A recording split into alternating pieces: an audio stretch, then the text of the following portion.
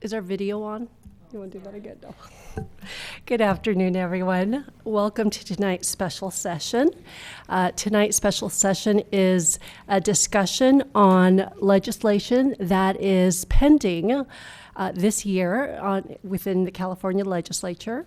And as you have heard over the discussions that we've had the past 2 years, there have been a lot of discussions and decisions that we have had to make because of items that have originated from our California legislature. So we thought it was a good idea to invite Seth Miller, our Regional Public Affairs Manager for California's League of Cities, to share with us some of the bills that he thinks is pertinent that may be discussed this calendar year.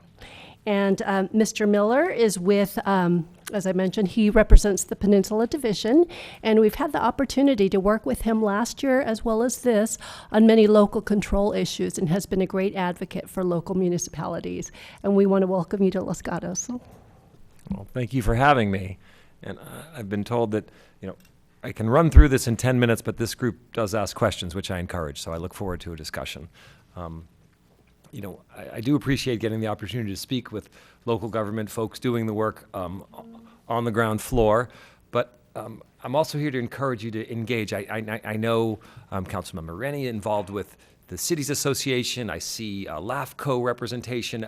I think my message today is do your work locally, but the region and the western cities work feels more important than ever, and I'll get into the reasons why.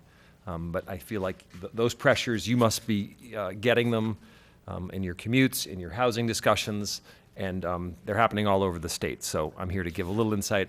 The League thinks you can do both. You can protect local control and engage. Might even be more important to engage. So let me jump into it. And I can control my own clicker here. Okay. So yeah, we're going to run through our priority, the bills that are on the docket this year, quick division update, and then some questions. First and foremost, the League exists to protect local control and local revenue. We do it through coalitions. Sometimes our coalitions are with builders, sometimes they're with labor, sometimes they're with housing advocates. Your city's terrific at responding. I want to point out your town manager, I should say, submits letters when we oppose measures, when we want to promote measures. There's a couple transportation bills that you guys were right out in front on and really responsive, and we hear it time and time again from the assembly members, get your letters in, be visible, you make a difference. So that is our power source. It's our base. It's that we have cities all over the state, and we lean on you guys all the time. And in return, I think we're supposed to hit number 4 here, is provide insights and informations that you can use, cities and towns, to help influence legislation. So just to remember how we're organized, there are 16 divisions. The state is broken up into 16 divisions, and the Peninsula Division consists of 36 cities from San Francisco down to San Jose. The League Board has 4 general goals, and they determine them every year. I understand from your town staff there are questions around water and raising funds for wastewater and recycling water. I didn't prepare those bills today, but I certainly can share that information later. The emphasis of my presentation tonight is really going to go on the affordability and workforce housing bills that are on our docket. It also includes transportation, because as we know, they're linked. The 3rd and 4th bills are much more about things that have happened statewide. No matter how good you're doing locally, these are regional and statewide pressures that impact local jurisdictions. So especially, I think of the Adult Use of Marijuana Act. It's not what I'm getting into today. It's not the topic, but whether your city has an ordinance in advance and is completely on top of it, drivers under the influence, people traveling from San Jose or San Francisco or Oakland, it's going to happen, and it's one of those things that a town council needs to be aware of. So it's stay local, but with a lens for something larger. Okay. Now, the tidal wave of bills is in again this year. There's 731 bills and 81 resolutions. We know that there's a huge unknown element in Washington, D.C. this year. talk of a $18 or $20 billion hole in the budget if the ACA is actually pulled.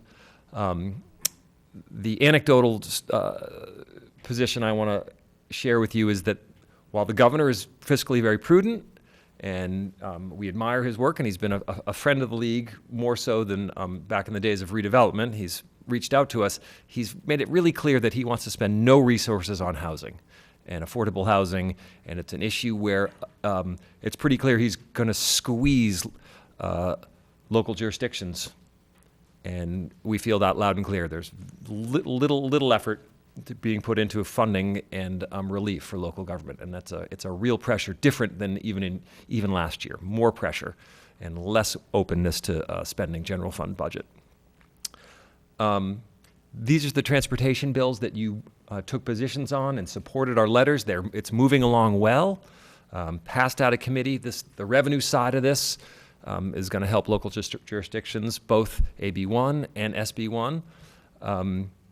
The governor and others have set the date of April 6th to have a decision on both of these bills, which is really aggressive and encouraging. So I think we've done our part to move it along quickly, and we hope that moves fast. There are revenue sides to this that residents and maybe some of your constituents will be concerned about. In particular, there's a vehicle registration on zero emissions vehicles. We all want zero emission vehicles, and part of the benefit of having them was that you didn't pay your vehicle registration. The governor made it clear that he thought that those folks should also pay a vehicle registration fee because they're using the roads. But we think that this is a fair deal to address the backlog, and I'm sure you guys are well aware that we need to address transportation in a comprehensive way. So the main event that I want to get into with you tonight are housing bills, and I do want to leave time to discuss these. So the league has a package this year. We see it as, yes, there's revenue, and the two big revenue bills we're supporting are SB 3 by Senator Bell, which is a big bond measure for $3 billion, and Senator Atkins from San Diego, who has it's a recording fee on specific real estate documents, kind of a processing fee. So those are the revenue side, but this is the first year where the league has said, we acknowledge there's a housing crisis in many parts of the state and in many of the communities right where we are here in the peninsula.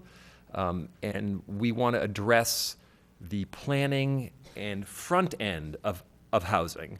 And we've gotten together with Senator Roth to work on what we think is a thoughtful opportunity zone way of designating areas, doing all of the environmental review, doing all of the specific plan work up front, and designating resources, state resources to help cover city costs to do those planning processes. And in conjunction with the revenue side, the bond acts, we think it's a pretty good package. Now, this is the part I think we should get into some questions, but let me just give a little more context of the other housing bills that are out there right now. There are housing bills to reduce the voter threshold for housing infrastructure. There's housing bills out there to develop savings accounts for first-time home buyers, kind of smaller, less comprehensive measures. But there's always things that we got to be aware of that are really direct threats to us. This is Senator Wiener from San Francisco. This is the follow-up from last year's buy right housing proposal. This is the state's fairly heavy hand in saying, we're going to force you, we need you to build this stuff, and we don't really care what your local communities say. And it's an aggressive bill that we feel like is way out of line. But this is the first time they've drilled down and connected that RENA process to transportation dollars. And it's the first time they've really drilled down in twisting our arm, local government arm, into also paying prevailing wage, so increasing the costs of the projects, increasing the requirements, and providing no revenue whatsoever. So it's a direct squeeze. The league sees it as a direct confrontation, and we're fighting hard to oppose it. The governor is behind it. and Senator Wiener, who's there were powerful forces also behind it. So this is a real one to keep our eyes on. And I suspect we'll talk about this in a few minutes. Let's, switching topics. I know you guys as a responsible city are thinking about pension reform. And just wanted to give you the update. The league has a committee on this. It's called the Pension Task Force. It's a full committee, and they look at this issue. But the main thing that I gleaned, and I haven't been at these committee meetings, but I read the minutes, and it appeared that the Pension Task Force really just wanted to slow down the rate, the predicted CalPERS return on investment. So this idea that they were going to get 8.5% forever clearly changed last year. They received under 1% return on investment last year, which, as you well know, changes the obligations for every city and municipality involved. What happened, and the league feels pretty good about it, rather than a big drop from 7.5 straight down to 7, it's going to be in increments from 7.5 down to 7.375, down to 7.25. So it gives some more time. Cities told us that you need just more time to phase this in. So I'm glad to answer more questions on this, but we're meeting with CalPERS. My boss, Carolyn Coleman, realizes this is a huge, huge issue, so I want to spend a little time on it and can provide more details later, Laurel. So this land use bill is the one that's part of our package. It's complicated, right? Because it's about housing element, and it gets into how it is we plan those areas and designate those areas. But for a municipality like yours that is very thoughtful, I think it's worth looking into what side, where those developments might go, what are the planning processes you'd want to do up front before it gets to a vote for council to be approved or disapproved. What are the preliminary planning processes that you can do? In contrast, there's a bill out there from Assemblymember Lowe, again, I think trying to address this housing crisis. I think he's a thoughtful person and a thoughtful legislator, but this one, it's a big hammer around housing element, and the league will oppose it, but what they're saying is your housing element law should be changed so that if you have RENA projections saying your regional housing needs assessments, if those aren't actually built, and they're going to try to reconcile them, they don't care why, not that there was environmental review, not that it came across a delay. Nope. If you haven't built them, there's a punitive attorney general function in there where they can come after you and sue your municipality. So it's a very aggressive bill that I can't tell how much support there is for it or not, but it's really one to have on your radar, and because he's from our part of the world, just a heads up. So with that, I get to the fun stuff. The Peninsula Division tries to get you in council members networking and spending time with other council members from other jurisdictions. We hold quarterly meetings. We have a bocce tournament. There's a legislative action day that I would love as many folks from your community to come to. And then there's a league annual division and election where those of you on the council can, yes, take on more responsibility and join the executive committee of the Peninsula Division and help direct what our regional policy is moving forward. So that's my time, and I'd really love to have more of a discussion now. Okay, thank you. And so for those in the audience that are here, what I'll do is I'll open it up for the council members to ask their questions, and then after council members have their questions, I'll open it up for public comments, similar to other meetings where we'll have 3 minutes. And then we'll summarize at the end and see what future action we may or may not want to be involved in. Okay? Vice Mayor Rennie. Thank you, Mayor. I have 2 questions on Lowe's bill. So you used in capitals the word require. So the significance of that is currently we only have to plan for them and allow them to occur. Require means we need to build them ourselves. What does that mean? It means there's a assessing, and I agree. It's confusing because the planning process is you're making a projection of where you think how many you may build, but the language in the bill indicates there'll be a reconciling with how many units were produced with how many RHNA projections there were, implying that if you didn't meet your projections, you will be on the hook for some, despite it being out of your control, and the league clearly thinks it's out of your control much of the time when projects are delayed. But the language in the bill indicates that there'll be a reconciling of your RHNA numbers with what was actually produced. One more on this one. I thought I read somewhere, probably in a league email, that his bill was also, there was something about not being able to use old sites that were unused, and you had to come up with new sites even if you had unused sites. Is that part of his bill? That's and part of this bill. Where's the sense in that if we now got a site that's sitting there unused and we now need to maybe tear up good things and we still haven't used an open site?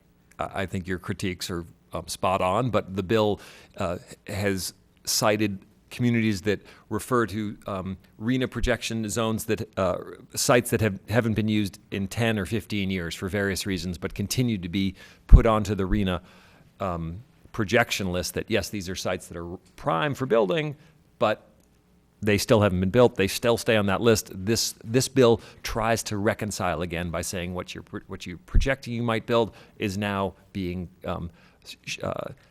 evaluated, and with the Attorney General's, at the helm, making that evaluation, not, you and your Planning Commission.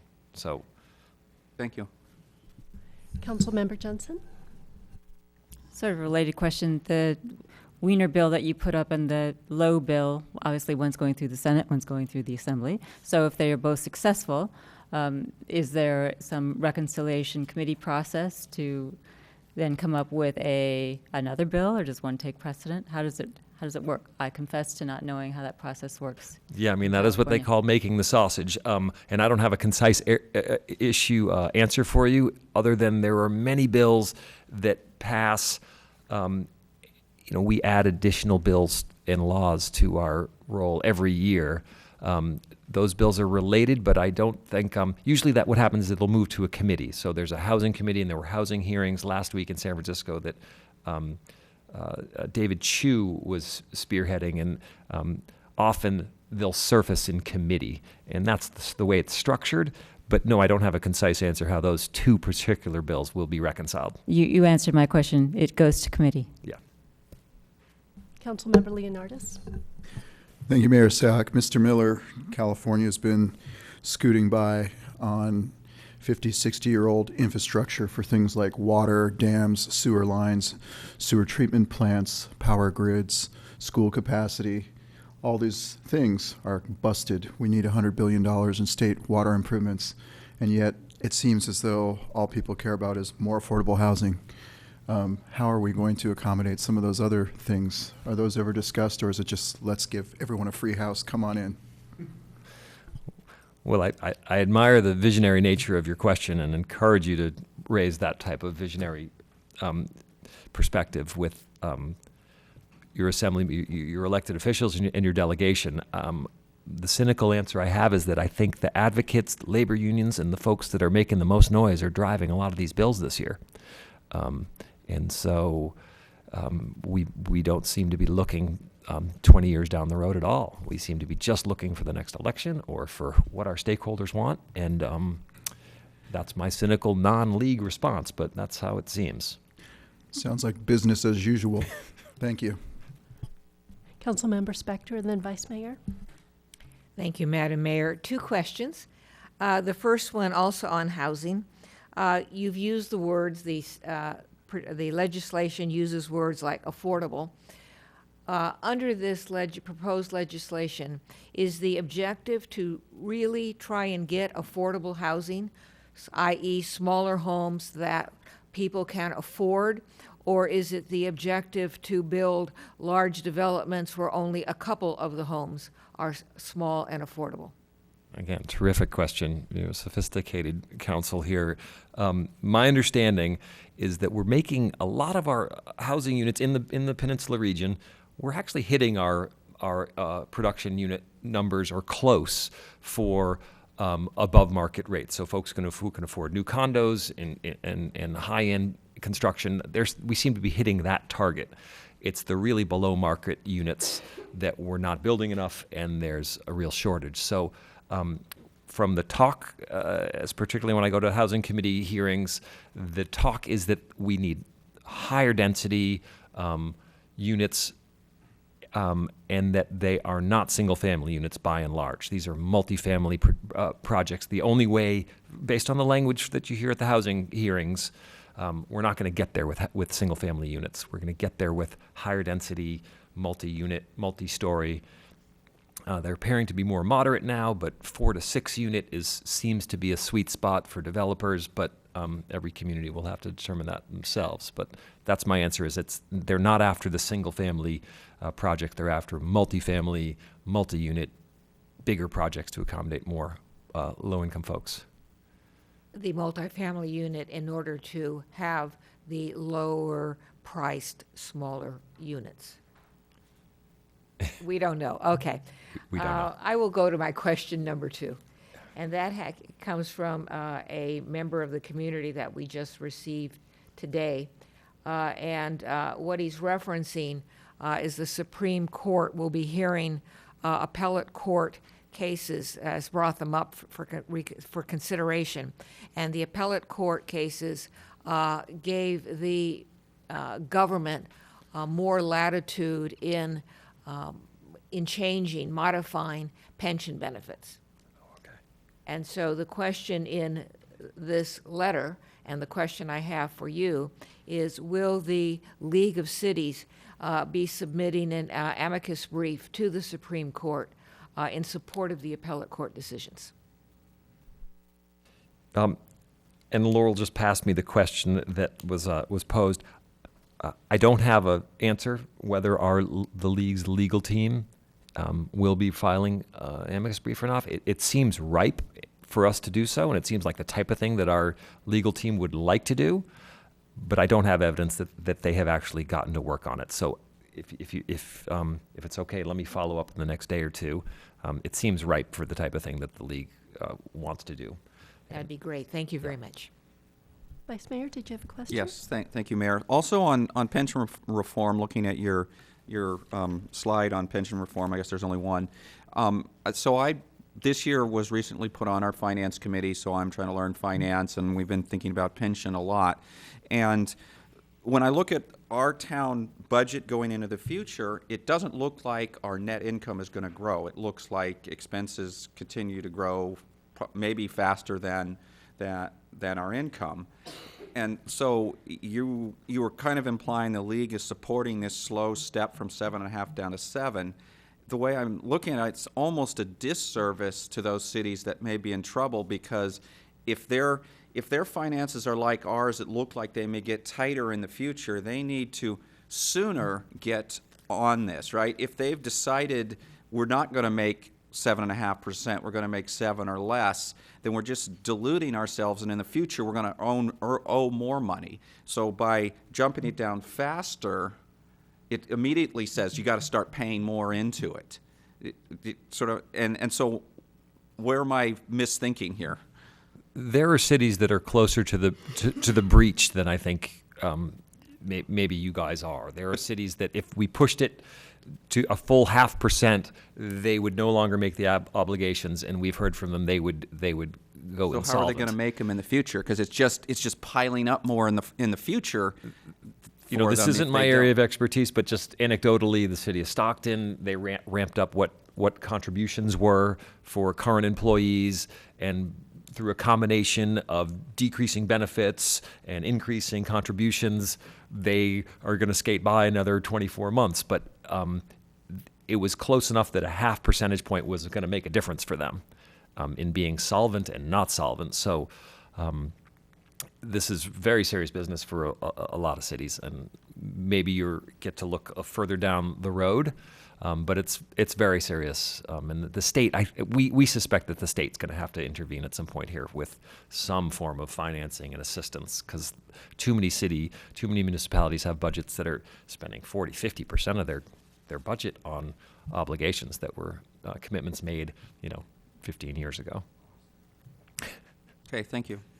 Sure. Mr. Miller, I have a question for you. You mentioned that the governor is hesitant to provide any housing dollars. Last year, there was $400 million that he held as an incentive for the buy right legislation. Do you know if that $400 million is still on the table, or is that no longer up for discussion? That is no longer on the table. It is no longer, regardless of how any of these bills move forward. Correct. Okay. The governor's made it clear he's not contributing anything for housing or affordable housing for the state, and has reiterated that point a few times. Yeah. More question, Vice Mayor. With Senate Bill 2, the Atkins one, the $75 recording fee, I know the Cities Association had just passed a letter of support, but their letter of support was conditional that $75 come back to the local municipalities in which it was recorded. Do you know if, substantive comments like that, have you heard if that's something that the league would also support, or are these just comments that you're willing to take on right now and see how it goes through its process? We love to get more specific comments that show an understanding of the issue, an understanding of an investment. That's the type of feedback that an assembly member would be thrilled to get, whether or not the jurisdiction that they're from would fit with that line of argument. I don't know. Okay. But that's exactly the type of detail that makes a difference often. Okay, thank So, you. great idea. Vice Mayor? Thank you. So, following up on, I lost my train of thought. Hold on just a sec. What was the first question you asked? Oh, on affordable housing. So it actually says no general fund dollars, but it doesn't the governor support cap and trade dollars for affordable housing, if I remember correctly? There is a pot in there under, I think he calls it the Sustainable Communities or the Strategic Growth Council. He's allocated money through an existing cap and trade program he has, and he's earmarked it. I agree it sounds somewhat contradictory, but for the governor, the pre-existing program, the Strategic Growth Council has sustainable communities. They've earmarked those towards very low-income communities already, so they've earmarked 40% of those funds for, I don't think there's maybe 2 communities in the entire Peninsula Division that even qualify. These are very much Southern California cities or Central Valley cities that qualify. So, so if I summarize my understanding, then he is putting money from some source into affordable housing. It's just not going to benefit our area because of the nature of the cap and trade. that would be accurate. Okay, thank you. Okay, what I'll do is I'll open it up for public comment, and at this point I have one card. I see more coming, but our first speaker will be Jack Veneta.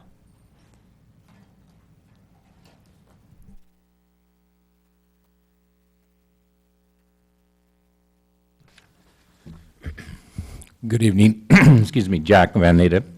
I believe Councilwoman Spector covered this in the short form, but I'm reading this for Terry Duryea, and I'll give you the long form of essentially the same story. During this special study session, I asked the Town Council to explore with Mr. Miller the possibility of a league filing a friend of the court brief when the California Supreme Court addresses the appellate court rulings that state lawmakers may alter retirement benefits for current employees. If the court's ruling on the pending cases gives the governmental organizations greater flexibility to negotiate with employee unions, there is an opportunity for the town, as well as all of California governmental organizations, excuse me, to begin to address that level future retirement benefits are earned. Presumably, this will not impact current earned benefits, but it may be an opportunity to reduce the rate of growth of the town's obligations for future post-retirement benefits. Members of the Town Council recognize the town has a large unfunded liability pension and other post-retirement benefits. In a January 16th, 2017 editorial by the Mercury News, the California Supreme Court stated that there is an opportunity to correct its mistakes and enable state leaders to rein in excessive public employee pension costs. Two appellate courts recently ruled that state lawmakers may alter retirement benefits for current employees. They said workers' pension rules may be changed during their careers so long as they receive reasonable benefits. That's a radical departure from decades of rulings suggesting pension benefits could not be reduced. Once granted higher accrual rates, workers were thought to be permanently entitled to them. Whether the Supreme Court agrees will profoundly affect California lawmakers' ability to slow the soaring retirement costs strangling state and local governments. It also might enable practical unions to negotiate changes for current employees depending upon how broad the decision is. The Supreme Court has said it will review that ruling and similar pending cases from Contra Costa, Alameda, and Merced counties. Thank you. Thank you. Any questions for Mr. Benita? Okay. Jeff Lockridge?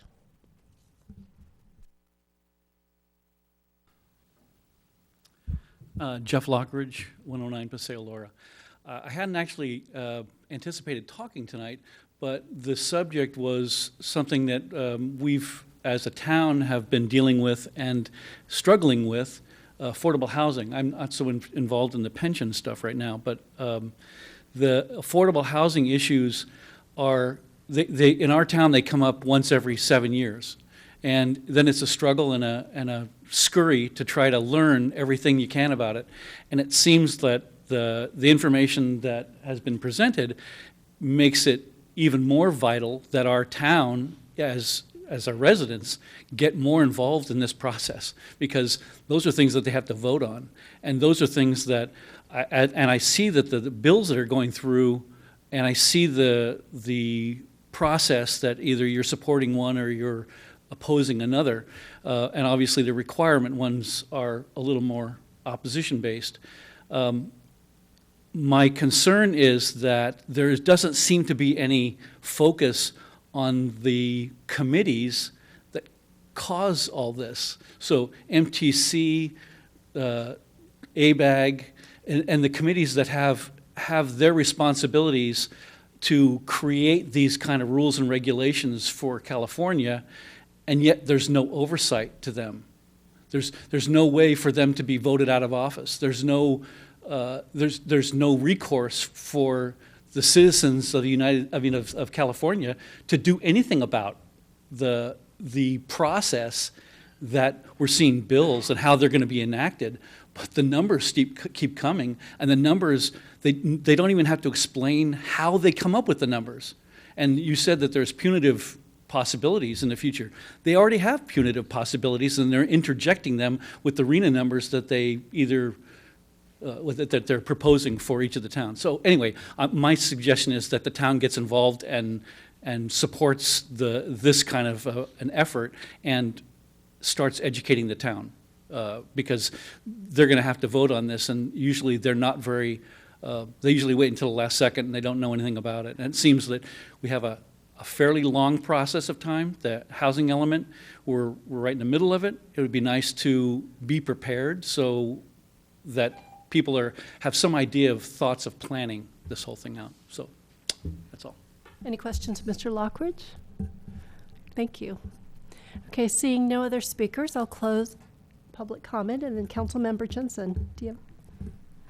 I was just going to ask Ms. Pervetti if perhaps she could say for the record the committee that she serves on with ABAG with respect to RENA numbers. Thank you. So I'm currently serving on, actually it's a subcommittee of the Cities Association that is exploring the possibility of Santa Clara forming its own subregion for RENA purposes when we get started for the next cycle. And we've had 2 meetings so far. We're still in the, I would call, the forming stage, trying to determine whether or not the cities within our county are interested in being part of a subregion. I think from my experience doing multiple housing element cycles and participating on ABAG's housing methodology, I think this county is more ready than ever to actually be able to form a subregion and fairly distribute our housing need. So I'm hopeful that we'll be able to move forward. And then ABAG really won't get started on this until early 2021 or so. So it's going to be a little while, which gives us more time to prepare and determine what our guiding principles are going to be as we move forward. Thank you. Mr. Miller, I do have a question, though, that prompted the question. Assuming any of these land use bills pass that have punitive action with regards to RENA. Is it envisioned that this would be enacted with the next housing cycle? Has there been discussion to try and figure out implementation of this, or are we simply at the stage where these are the ideas being put forward, and as it goes further along, more details will go along with these words to let us have a better understanding of its effect on us? Yes, I think and it fits in line with the question of what the committees do, and the Housing Committee would probably be after bills are passed. There's then another 6-9 months of what implementation looks like and how phase-in usually happens. So it wouldn't happen just as a result of the governor signing and agreeing to the bill. I'm thinking of a Wiener bill, for example. The stroke of the pen in June, or even if it's September, wouldn't mean it would be enacted right away. But our lobbyists think that 6-9 months afterwards, so by spring of next year, should these bills pass, maybe June of 2018 is what our lobbyists are telling us, there could be the potential for punitive action. It's getting our attention in a big way. It's very serious. So then let me make sure that I understand. So it's because our housing cycle runs until 2023. So there is a possibility then that some of these punitive actions could occur with our current housing cycle, our current numbers that have been designed. Worst case scenario? I'd want a worst case scenario. I'd want to verify with our housing lobbyist. Okay. Whether you'd be grandfathered in. But the phasing would happen quickly. It would. Okay. Vice Mayor? Thank you, Mayor. So I'm not sure if this is a question or maybe an idea that maybe you can comment on. So I've been thinking about how a RENA subregion would work, and most cities don't want more housing. So, trying to talk another city into taking your housing, I'm having a lot of trouble with how that's going to work. But then when I start thinking about what's really the purpose of RENA, it's to allocate housing close to jobs so we can reduce vehicle miles traveled. So and right now, it's really, they've been allocating some formula that something like, I know it's not exactly like, well, how many jobs do you have, and thus how many houses can what's your jobs to housing ratio, and you should take more houses.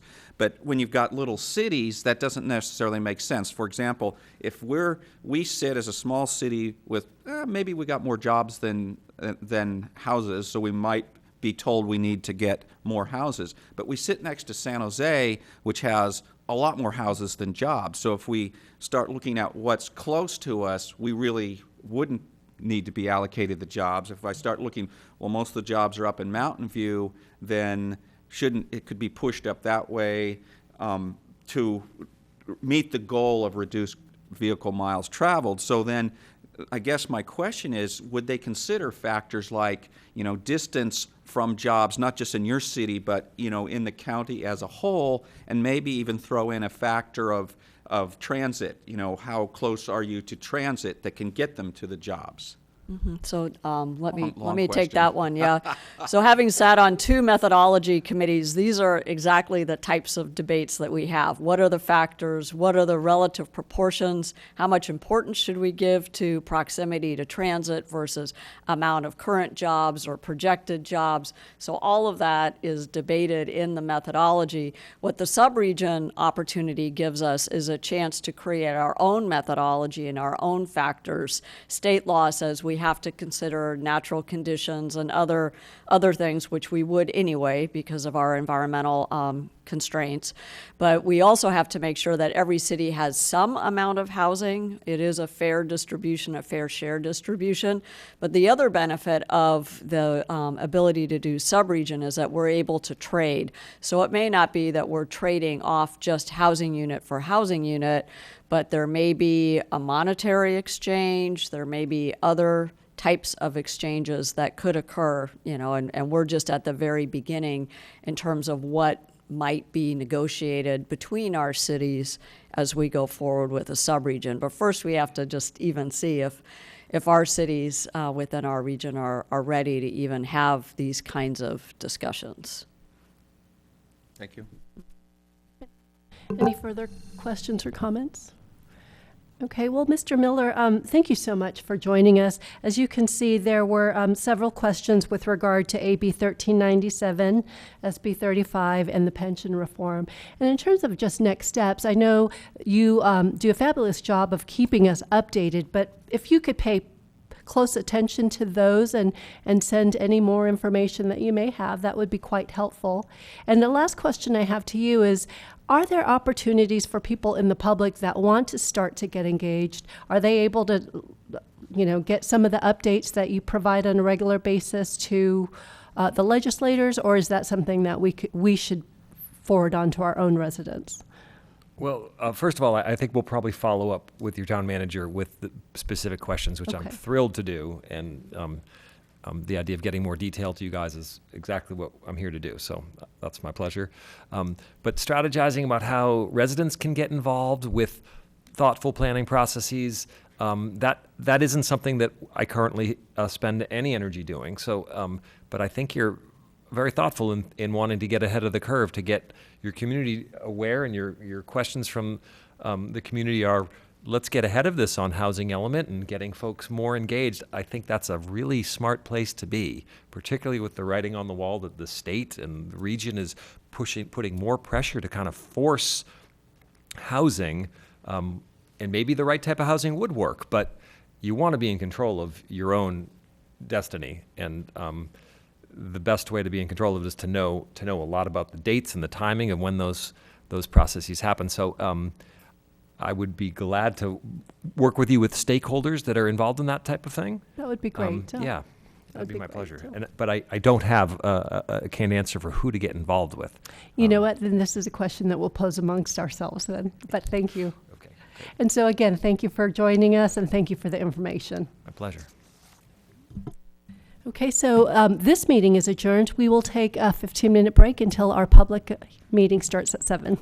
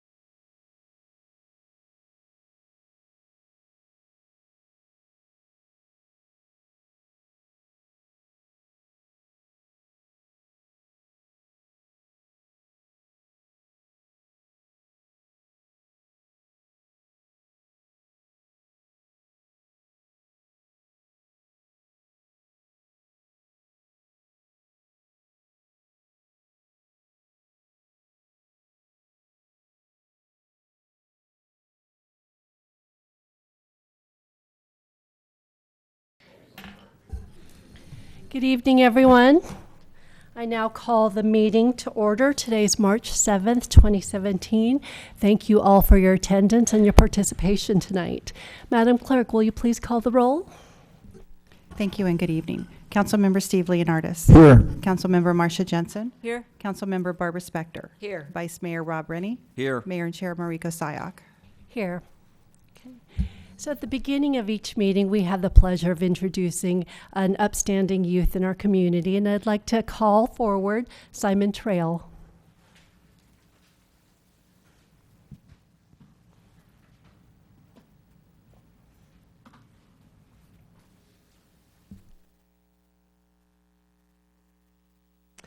Simon is an 8th grader at Hillbrook School, and his favorite subjects are math, speech, and debate. And his favorite sport is soccer, and he has actually been playing since the age of 4. Actually, Simon told me that he just came from soccer practice, so we thank him for coming straight from practice to a council meeting and then most likely going back home for homework.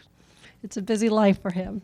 He's also participated in many types of community service, including supporting Los Gatos' Alzheimer's patients and environmental support at Vasona and Lexington.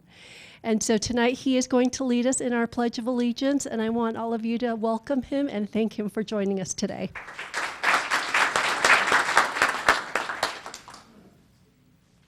I pledge allegiance to the flag of the United States of America and to the republic for which it stands, one nation, under God, indivisible, with liberty and justice for all.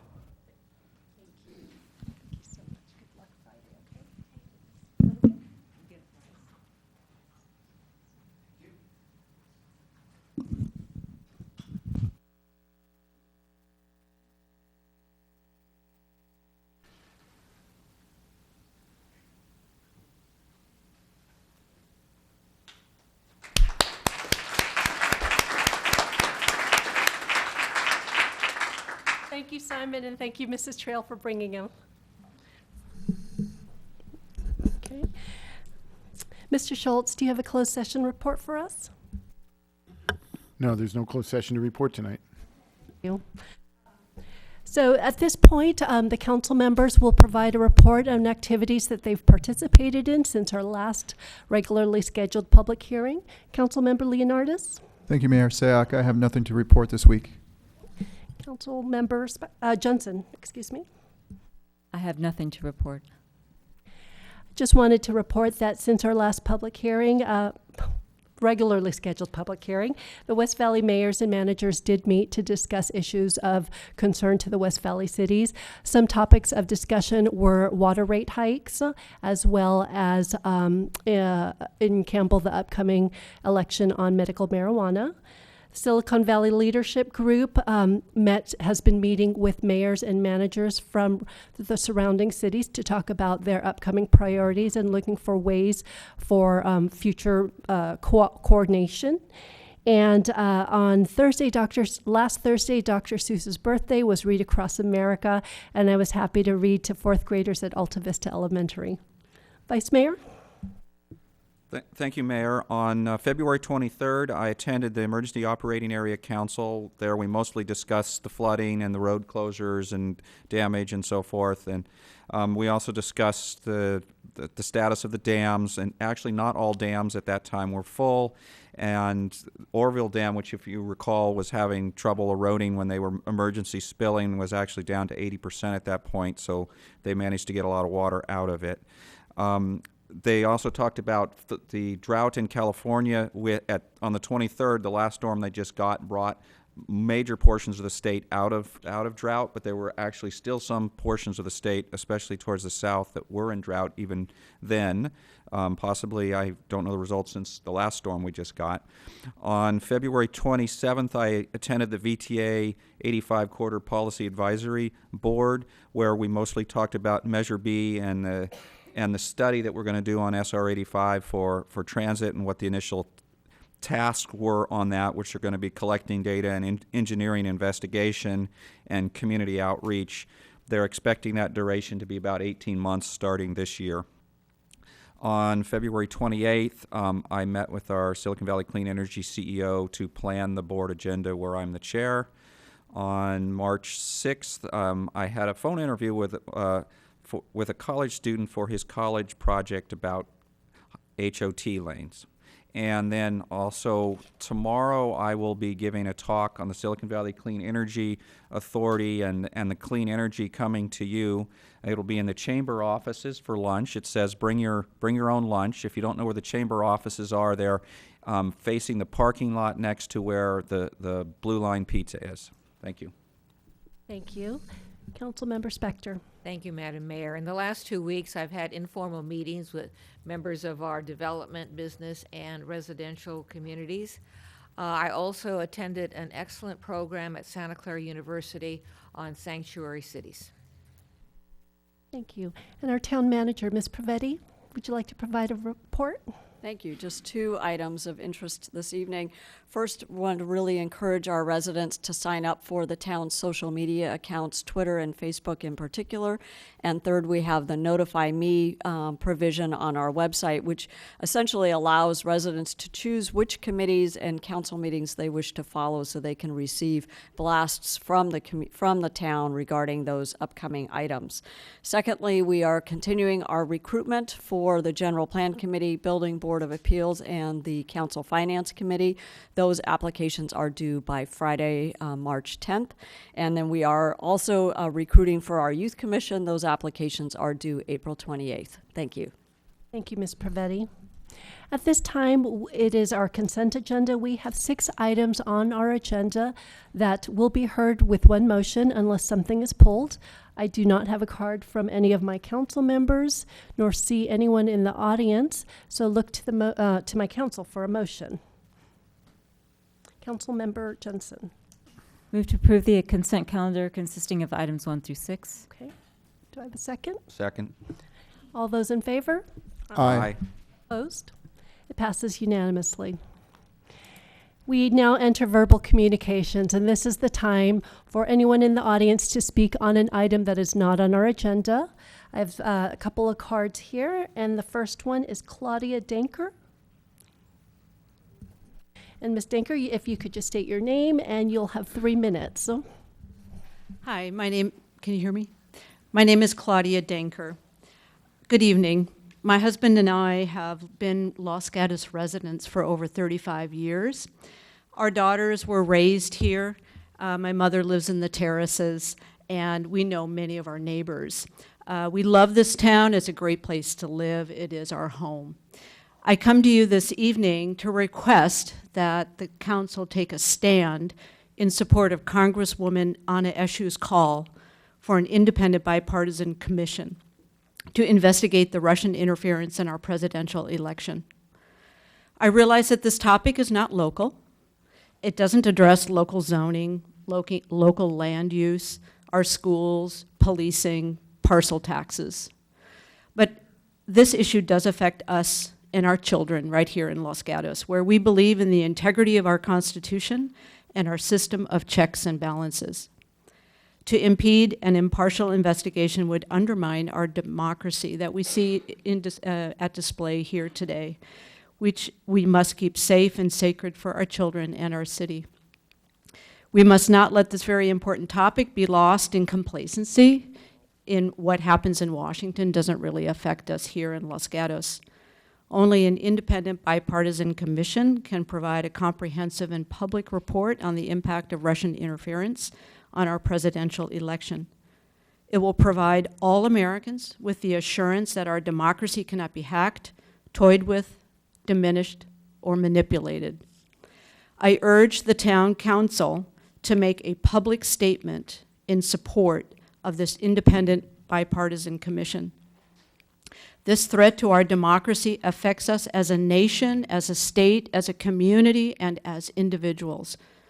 We must get to the truth, and the only way to do this is with an independent commission. We must demand this of our federally elected officials in Congress, not only as private citizens, but as a community, the town of Los Gatos as well. Will you take a stand in support of this commission?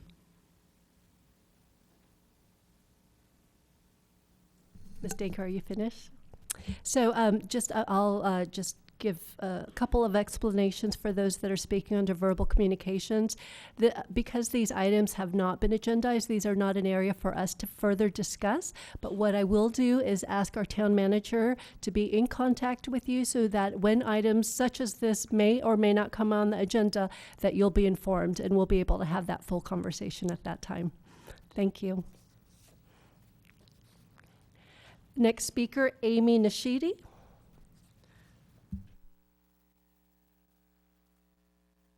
Hi, my name's Amy Nishide. I've been a resident here for about 15 years or 14. And I'm just here to support Claudia's request of the council. I believe that we, the people, have a right to know if our election was tampered with or influenced by a foreign power. Such an act would be an affront to our republic and our constitutional right to freely elect the president. So I urge the town to put this on the agenda, have an open discussion, and support the statement of getting this commission. Thank you. Thank you. And Ms. Pavetti, if you could also get your own contact information to her. Catherine Summers.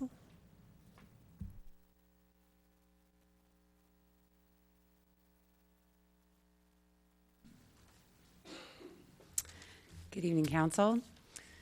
Many of you won't be surprised with what I'm going to propose here. My name is Catherine Summers, and I'm with the Chamber of Commerce. On behalf of the Chamber of Commerce, of all of our directors, many of our members, and many residents here in Los Gatos and my friends, I wanted to share this with you.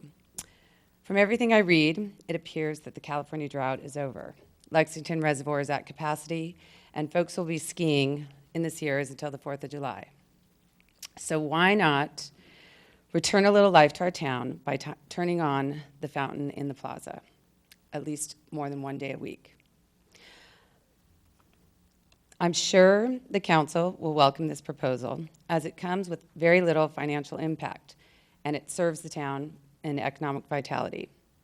It also would make our community all the more beautiful, would make our children, their parents, and their grandparents smile. The fountain has, over the years, become a focal point of Los Gatos, a happy place, if you will. And Lord knows you can never have enough happy places. Young moms will come down to the plaza. They will eat, children will play, and people will shop.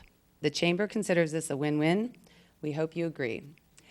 And I wanted to mention a photograph that's actually hanging in the Chamber offices. I was going to bring it down tonight, but I'm walking. And I don't know if many of you remember the Ken Benjamin's photograph of a boy with a blue ball in the park. So stop by the Chamber offices to just get a little bit of magic in your life for a day. And it's the fountain, and it's playing with boys playing in the fountain, and a blue ball is kind of flying in the air, and it's one of Ken Benjamin's best photographs, I think. So I would hope you consider this proposal. I think it's an easy thing to do. And you do have a question, Vice Mayor? Well, it's really for staff. If Director Morley, I recall seeing an email today on this subject. Perhaps you can tell us how quickly we can implement this. Thank you, yes. Thanks to Ms. Summers' inspiration, we did contact our fountain maintenance company to begin the process of turning the fountain on an ongoing basis, and we'll do that until such time as we maybe notice that the drought is not over. At this point, we're assuming that it will be, and we'll be able to have the fountain on very shortly. So it should be within a week or two that timing takes place. Thank you. Thank you. Thanks, Thank you, Ms. Summers. Anything to bring more magic. John Shepherdson.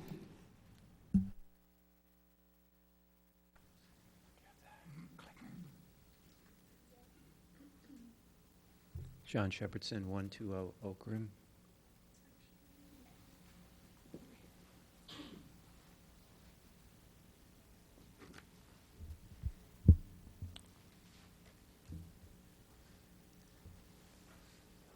Thank you, Shannon. And which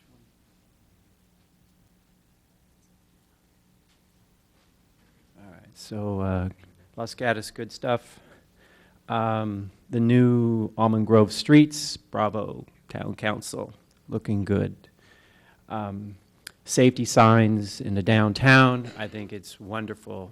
And I think it's beautiful to see the little kids grabbing the flags and walking across. I think it's a lot safer. So bravo, Town Council.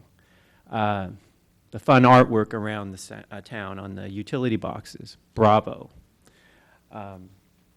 I've heard support for the Danville-like, it says business, I got that wrong, but busing program. So bravo to Mayor Sayoc and Town Council on that. Growth in the Safe Routes to Schools program, bravo to the Town Council and staff and committee.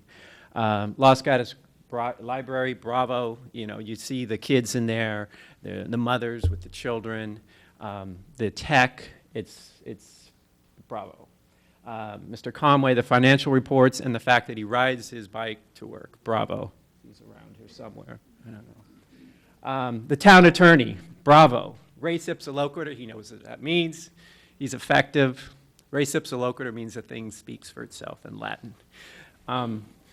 Bravo to the town council in terms of addressing the pension and the budget issue. And I know Mayor Spector, I saw it in earlier campaign material about you had that as an issue, and it's being followed through. Bravo.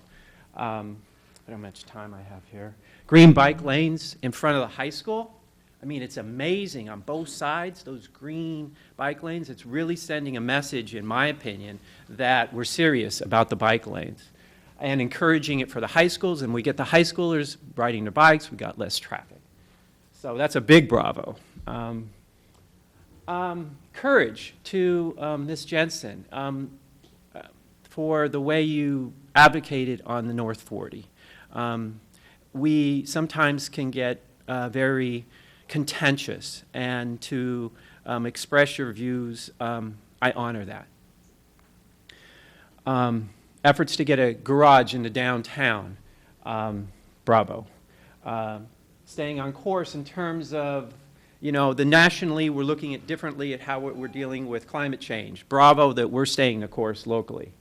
And also bravo to all of you for the amount of time you put in here at the council, and for the police department for keeping us safe. And last thing on the police department, I would suggest that we can reduce their hours from 10 to 12 for shifts. And that's it. Thank you. Any questions? Mr. Shepherdson, you do have a question. Councilmember Leonardis? Mr. Shepherdson, you said to reduce their hours from 10 to 12 per shift. I'm sorry, I spoke. I was like 12 to 10. That's what I thought you meant. Thank you. Yes, thank you for clarifying that. We are paying attention up here. Any further questions? Okay. So we will now move straight into our public hearings. The first on our agenda is the Los Gatos Bicycle and Pedestrian Master Plan.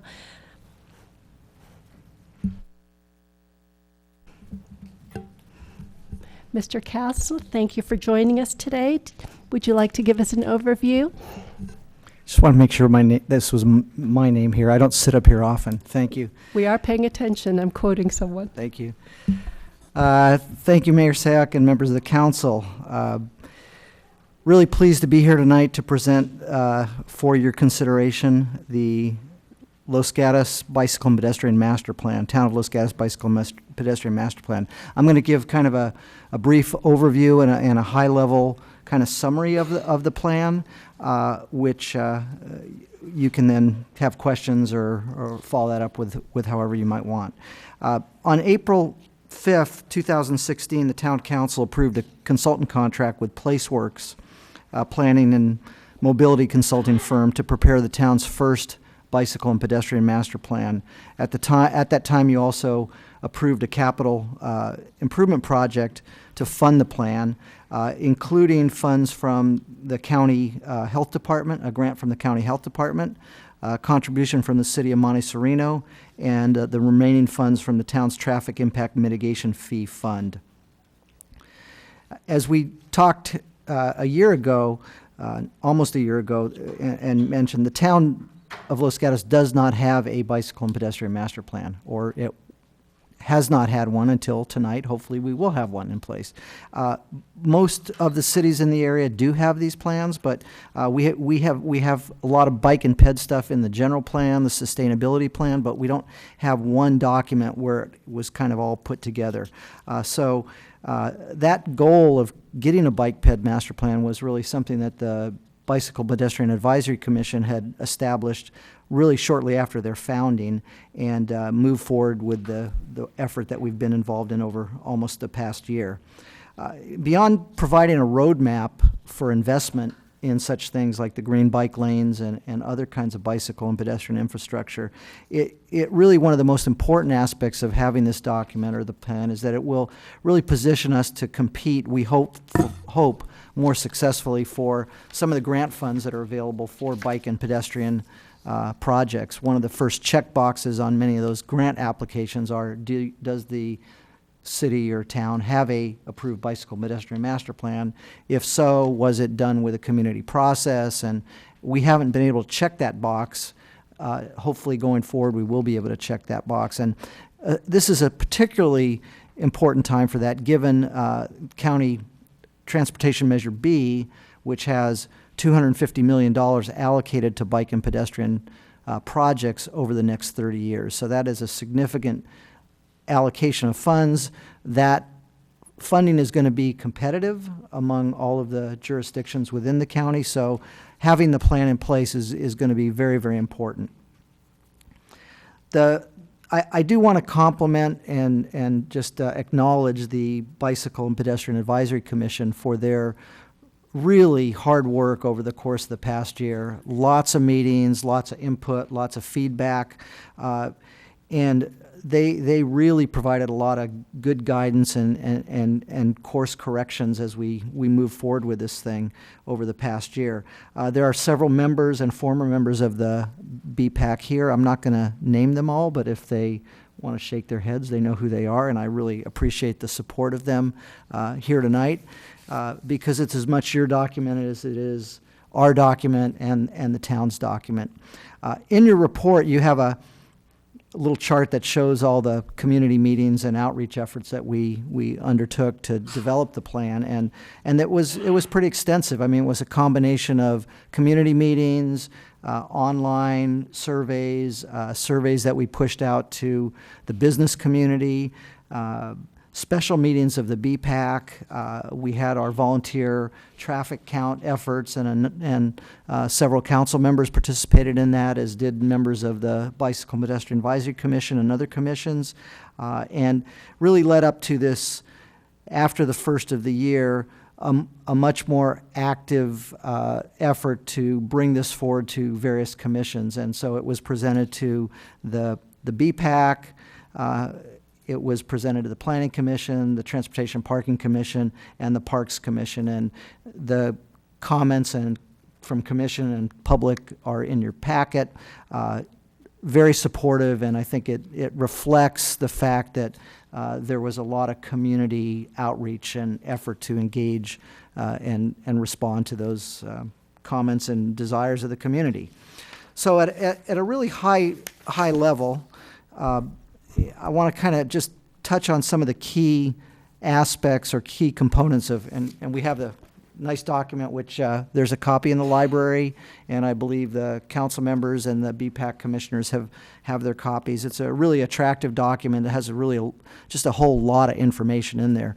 I'm not going to go through it chapter by chapter or page by page, but kind of at the high level, there are some goals, policies, and sort of broad actions that we have included in here and have been endorsed by the commissions. And these are improving safety for bikes and peds throughout the community, eliminating serious injuries and fatalities, and kind of embodying that Vision Zero concept that has been brought forward to the county here recently.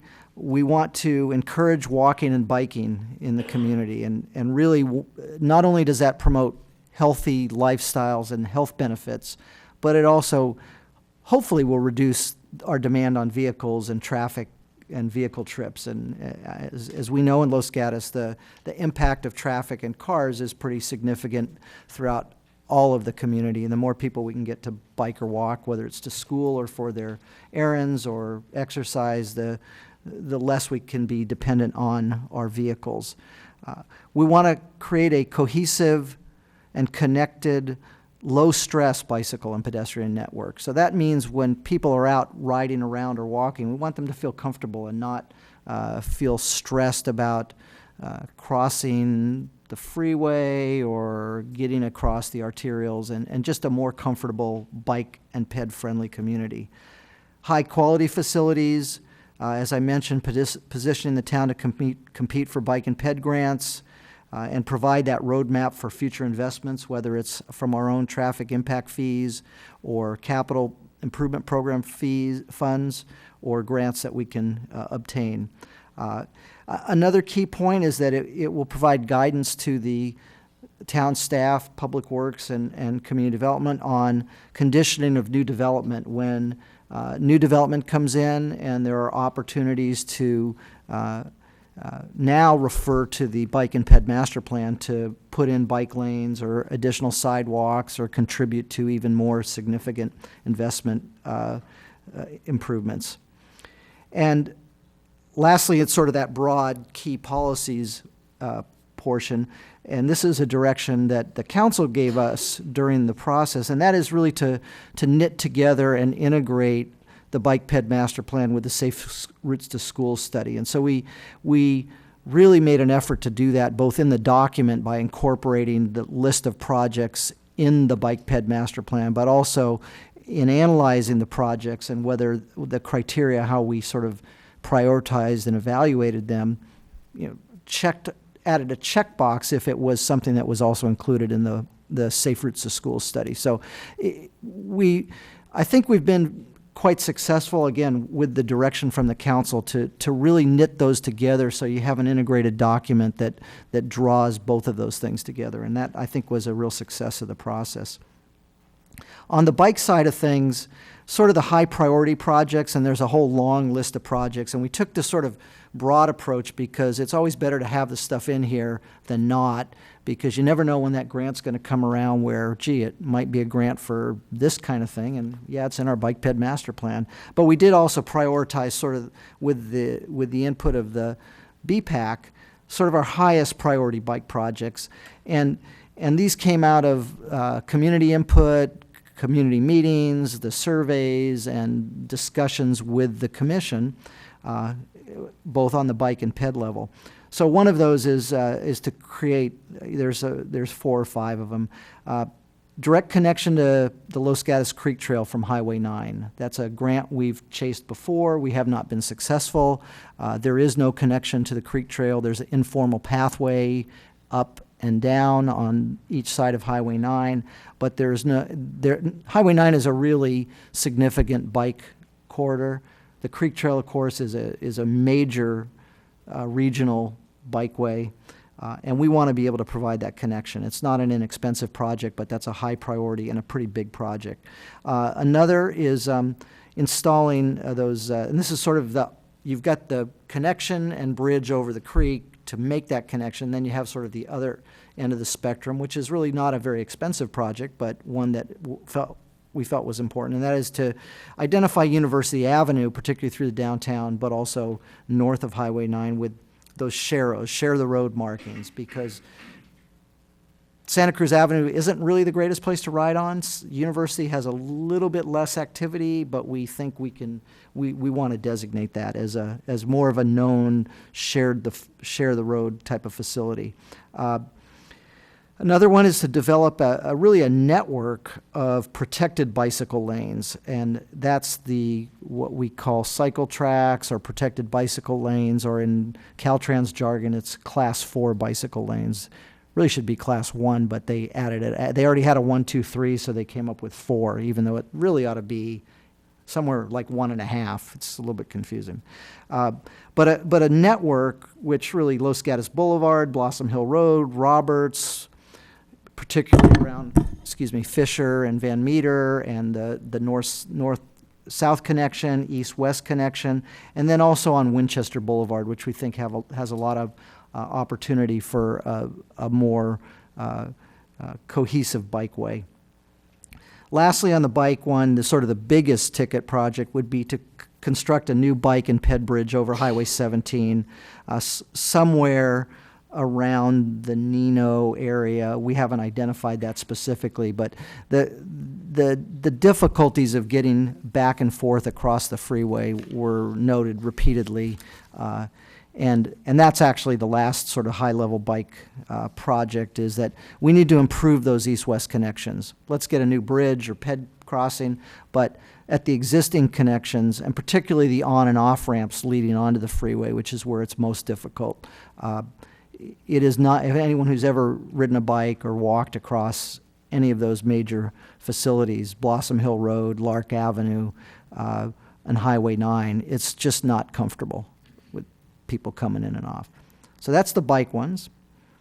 On the ped side of things, the high priority ped projects, and again, there's a long list of things that we want to do for peds, and they're in the report, but the ones that kind of went to the top were enhancing the crosswalks along Main Street, kind of near the high school. We have a number of what we call uncontrolled crosswalks where Main Street traffic doesn't stop.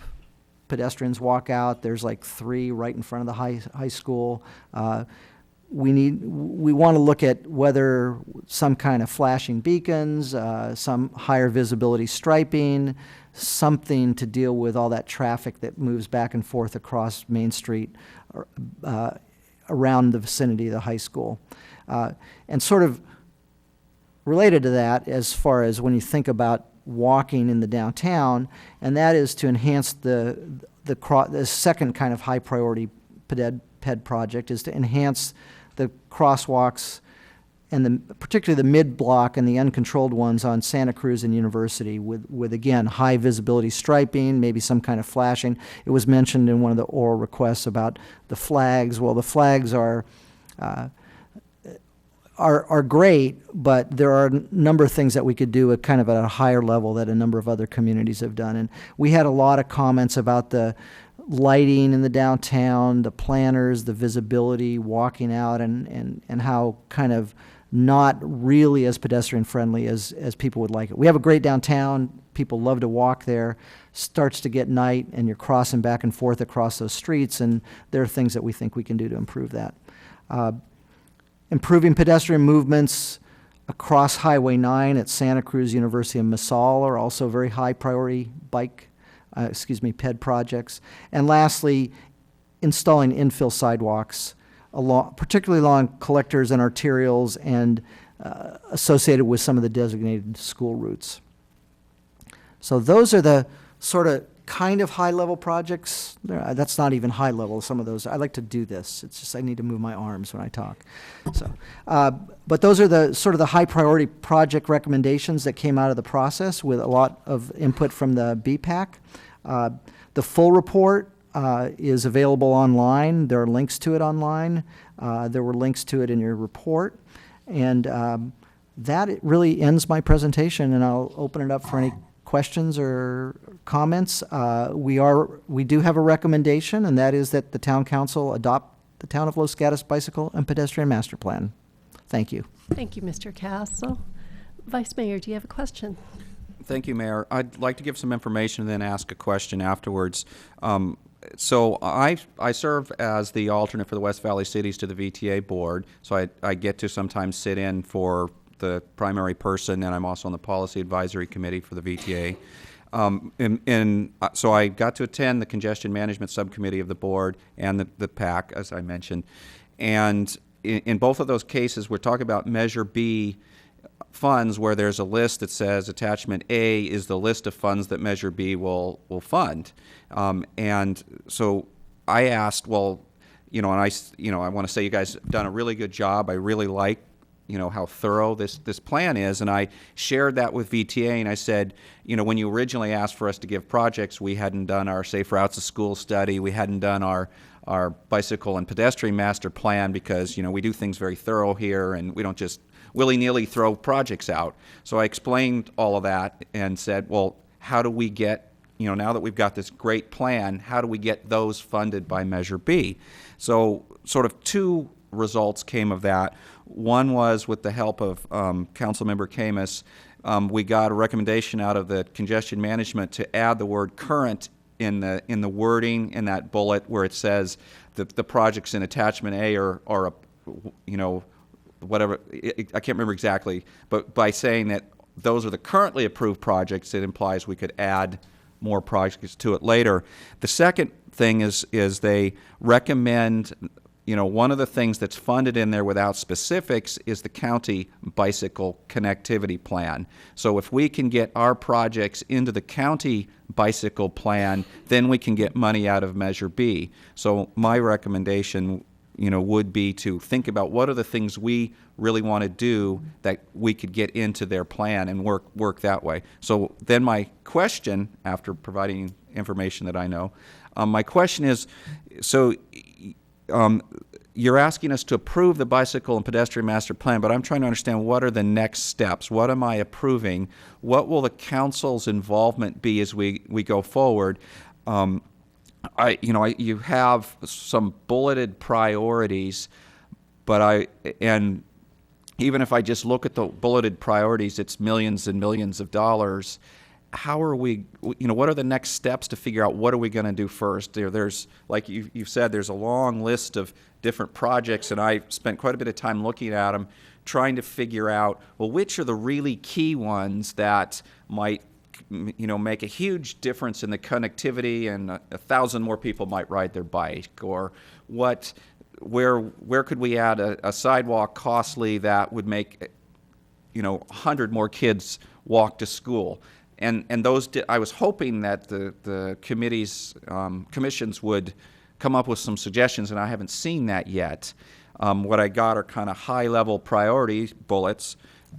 So what's the next steps, and what is council's involvement going to be if we approve this master plan? Thank you. I'll take a stab at that, and then I'll see if the town manager or the public works director wants to add. I think the town's already, the staff is already making an effort to engage the council in providing in what are the next steps. The sort of most primary one is through the budget process or the capital improvement process, and I think a lot of it comes down to dollars. I mean, how much money and how does this compete with other competing priorities of the town for what are really limited dollars for anything that we have. So that whole budget process and priority setting process that the council goes through, I think is really key to integrating the needs that are identified here and finding out how that competes and how you feel about how much you want to allocate vis-a-vis all the other priorities that you have, which are, very significant, and there's a lot of demands on limited amount of funds.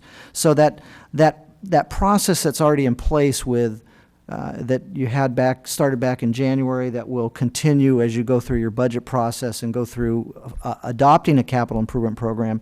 Really, now we have another kind of document or list of projects that you need to think about when you're evaluating all those different projects and priorities. So that's probably, it's a formal process that you go through, but it's really what we look forward to is, how are we going to look at this vis-a-vis paving projects or vis-a-vis pension pay down or competitiveness on salaries or all those other things that you have to think about as a council. I think that we did spend a lot of time about thinking about, do we really want to rank these things 1 through 10, and how detailed do we want to get, and we didn't do that because I think the other side of this is that the staff will also be looking for funding opportunities, whether they're Measure B or integrating this with the countywide bike plan or other state grant funds that come through, is reading those grant applications and reading those external funding options and thinking about, gee, which projects in here, would be competitive, like the connection to Highway 9 or a PED bridge over 17, and what are the opportunities for trying to bring in funds for that. Beyond those kinds of things, I mean, the other thing that we have, and this again was talked about with the BPAC quite a bit, is that we have included in here the expectation that annually we want to come back to the BPAC and, you know, how are we doing as far as progress is concerned on this? You know, are we getting more people on their bikes and more people walking? I mean, we did the counts every other year. We'll probably do counts again to see how we're doing as far as activity.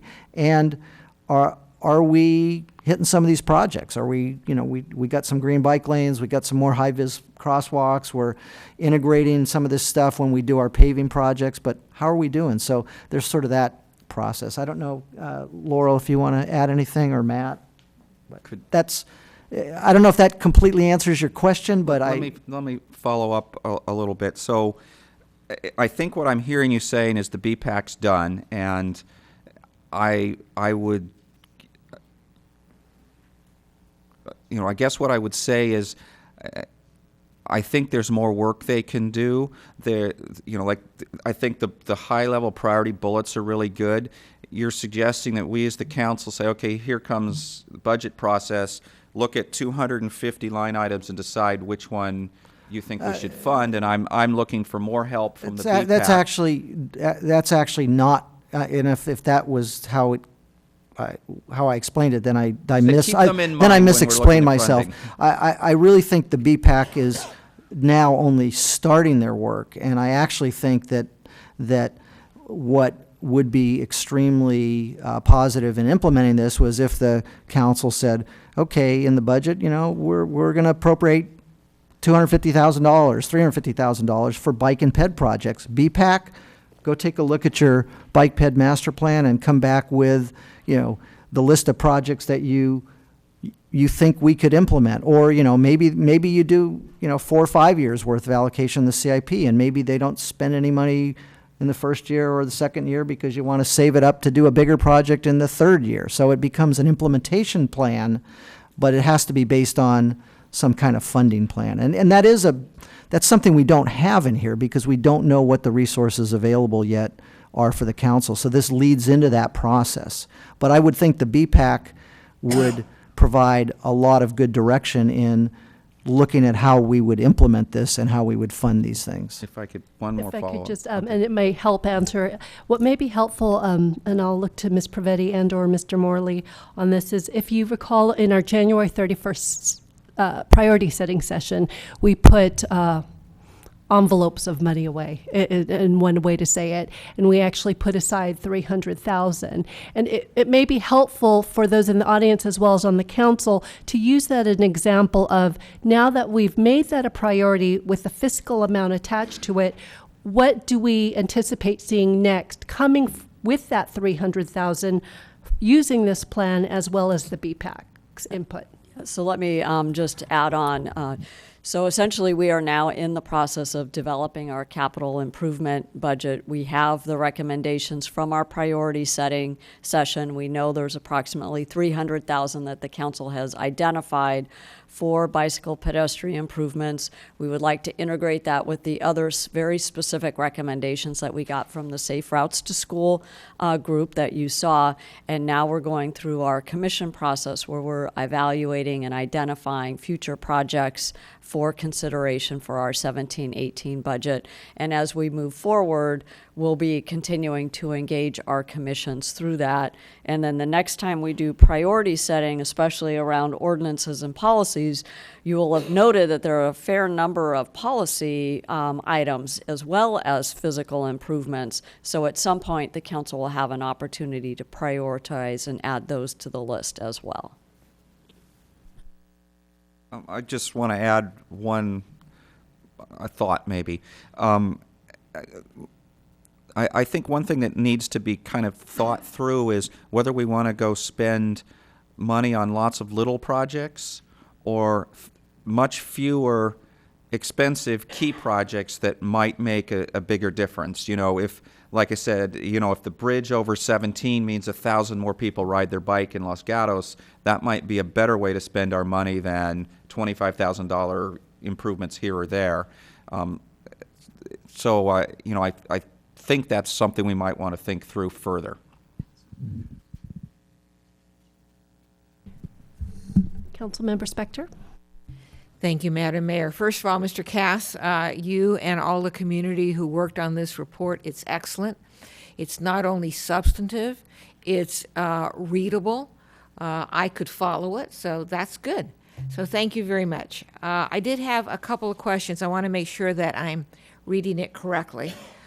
First of all, I had in my mind projects that I thought were extremely important to the town as far as safety goes. And as I read through this document, I believe I found them all. So thank you for that also. But using one as an example, one that was important to me was Masol at Highway 9. I see that it's on your list, but as I read your list, I do see some kinds of prioritization, and I see that, and also University North to Highway 9 East. I see those characterized as implementation phase 2, even though they are both relatively inexpensive and easy to do. And so my question is, was that because they involve Highway 9, which is Caltrans, or was there some other reason? That was because on those particular projects, when we did the implementation phases, and again, that's very fluid.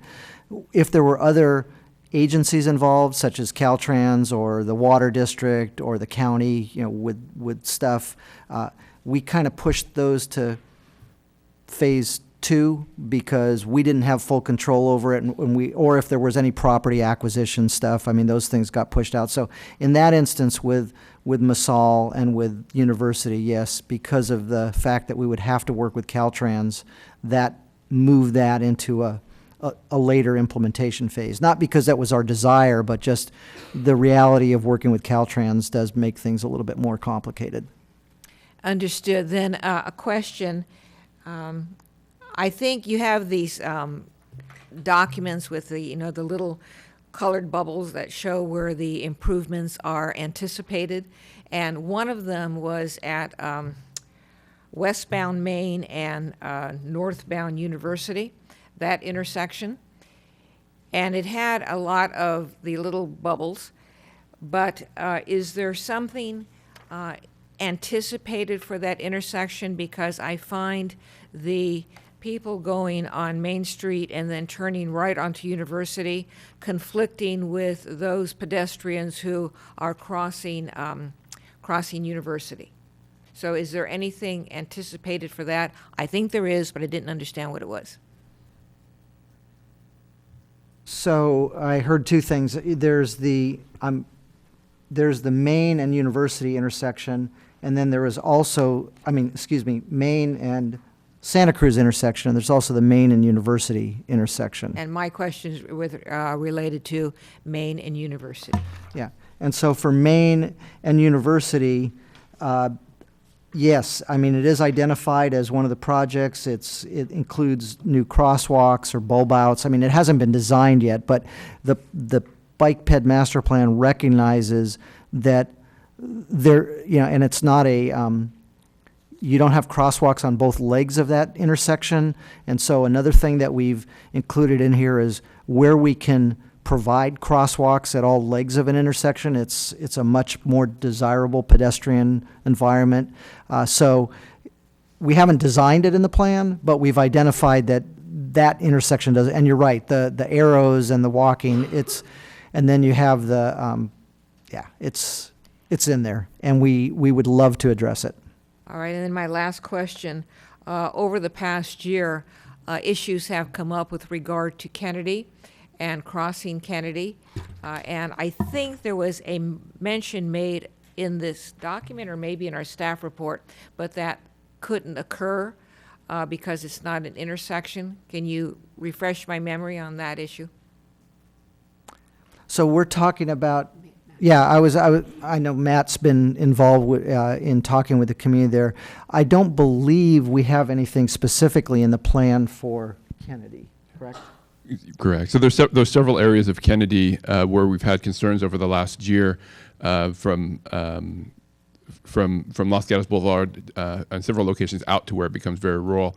We've looked at multiple opportunities there to do some improvements. There, at the front end towards the boulevard, there are some opportunities in there to incorporate some improvements, and I think they've been identified through the comments to the program, so they're certainly included from that perspective. And that was one of the reasons why we wanted that significant public outreach, so that we could catch things like that that weren't on the front end or identified through the initial study. And then as you get out further in a rural area, it becomes even more difficult to handle those on a narrow roadway without room for crosswalks, with a narrow road on one side and a creek on the other. So it becomes a very difficult situation to put a crosswalk in where you're not crossing somebody to a safe haven. So those are some of the challenges that we face on identifying projects out there that are very big in magnitude and difficult for us to take on in a program like this in a rural community. So they're not in this document? The far out, the Kennedy, Can't remember the name of the street. Crossroad. But they're not considered in this program. All right, thank you. All my questions. Any further questions? Okay, at this time, I'll open it up for public testimony. I do have one speaker card. That's for Robert Dyer. If Mr. Dyer, if you could just state your name, and you'll have 3 minutes. My name is Robert Dyer. My son was one of the volunteers helping count bicyclists for the study. Ironically, he was hit by a car last week on Los Gatos Boulevard at Loma Alta on his way home from Los Gatos High School. After an ambulance ride and some time in the ER, he will be all right, but it illustrates how important this meeting and the master plan are. Whether we allow bikes on the sidewalks or paint lanes specifically for them, bicyclists are at a major disadvantage when they collide with a car, and there seem to be too many cars on the road. So we need to continue finding ways to encourage more people to bike in our town. If we can get 1,000 extra bikers, that would be great. The more bicyclists we have, I feel the more drivers will be looking for them rather than coasting through stop signs or texting and driving distracted. So thank you for developing this master plan, and please adopt it, and then we can move forward with what you guys are already recommending. Thank you. Any questions? Mr. Dyer, I hope he gets well soon. Thank you.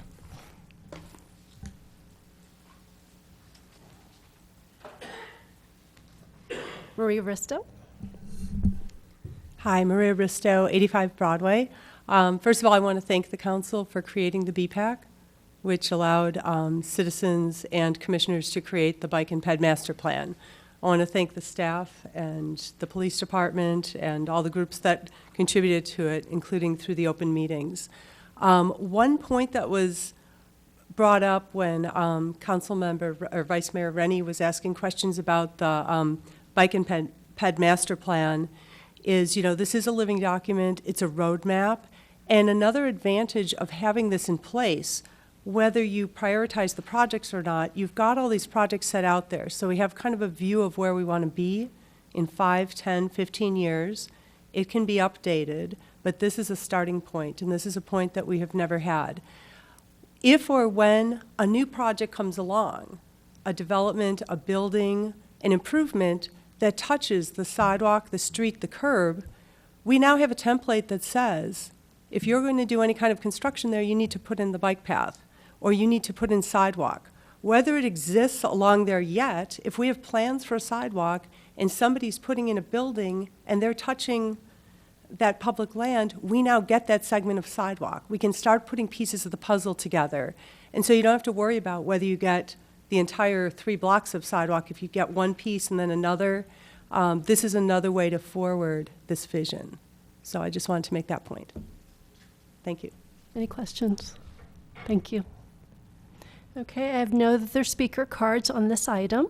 I didn't get a card. I'm sorry, feel free to come forward.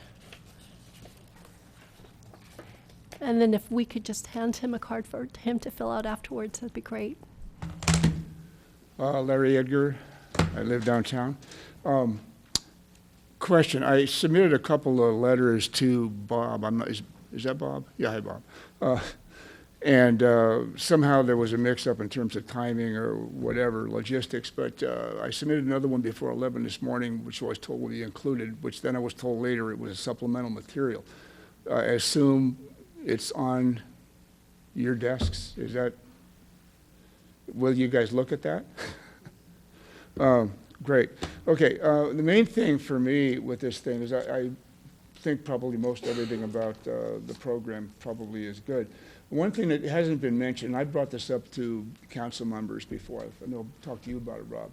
No, sorry about that. A little disappointed it hasn't come up tonight, and it doesn't appear to be a big issue with the program.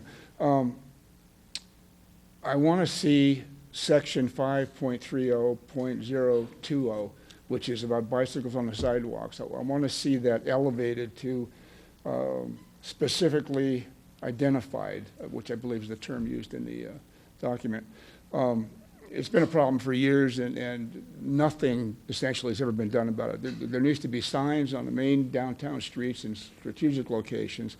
The sign over in Fisher School, whatever street that's on, that says bicycle riding is okay on a street needs to be modified to clarify just on that location.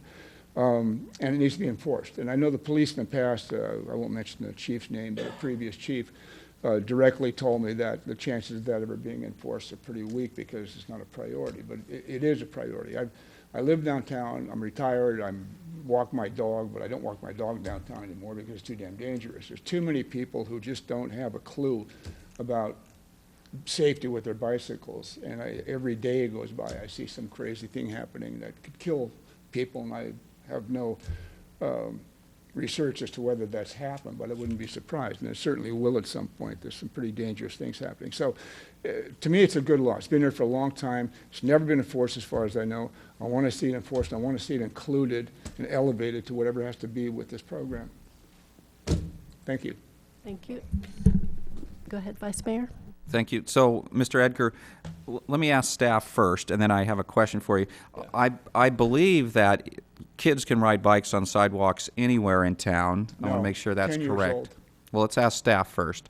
He seems to be implying it's only near Fisher, I think you said, but We'll let the police chief talk. Mike D'Antonio, interim police chief. So the Muni Code's fairly clear. What it doesn't allow is for bicyclists in the downtown or commercial areas. It does allow for bicyclists, and I believe it's 10 years old. We'll have to look at the exact code for the age to be able to ride their bicycles on the sidewalks in other areas of town. That's correct. So based on that, Mr. Edgar, I want to make sure I understand your point. So you're concerned about kids or whoever, adults in the downtown area riding on the sidewalks, and you'd like to see that enforced more, or is it adults in the other part of town? No, it doesn't matter about the age. I've observed all ages doing the same thing. I mean, just yesterday I saw some kid damn near wiped me and my dog out in the crosswalk. I said something to him. Then he hauls down the sidewalk as fast as he could possibly go, past all kinds of store doorways and so forth. I mean, there's an accident waiting to happen. And this happens all the time. It wasn't like an isolated incident. I go to the coffee roast, and you sit out there in front, and in a crowded day with dogs and people standing there, people are going like this with their bikes, up and down. It's nuts. And there's a good section in the code about that, so I'd like to see it enforced. It's never been enforced as far as I know. I haven't done the research before I have, and as far as I know, no one has ever done a damn thing about it. Okay, thank you for bringing this forward. Yeah. Okay. Any further questions? Thanks. Okay, so at this time, we will close public testimony.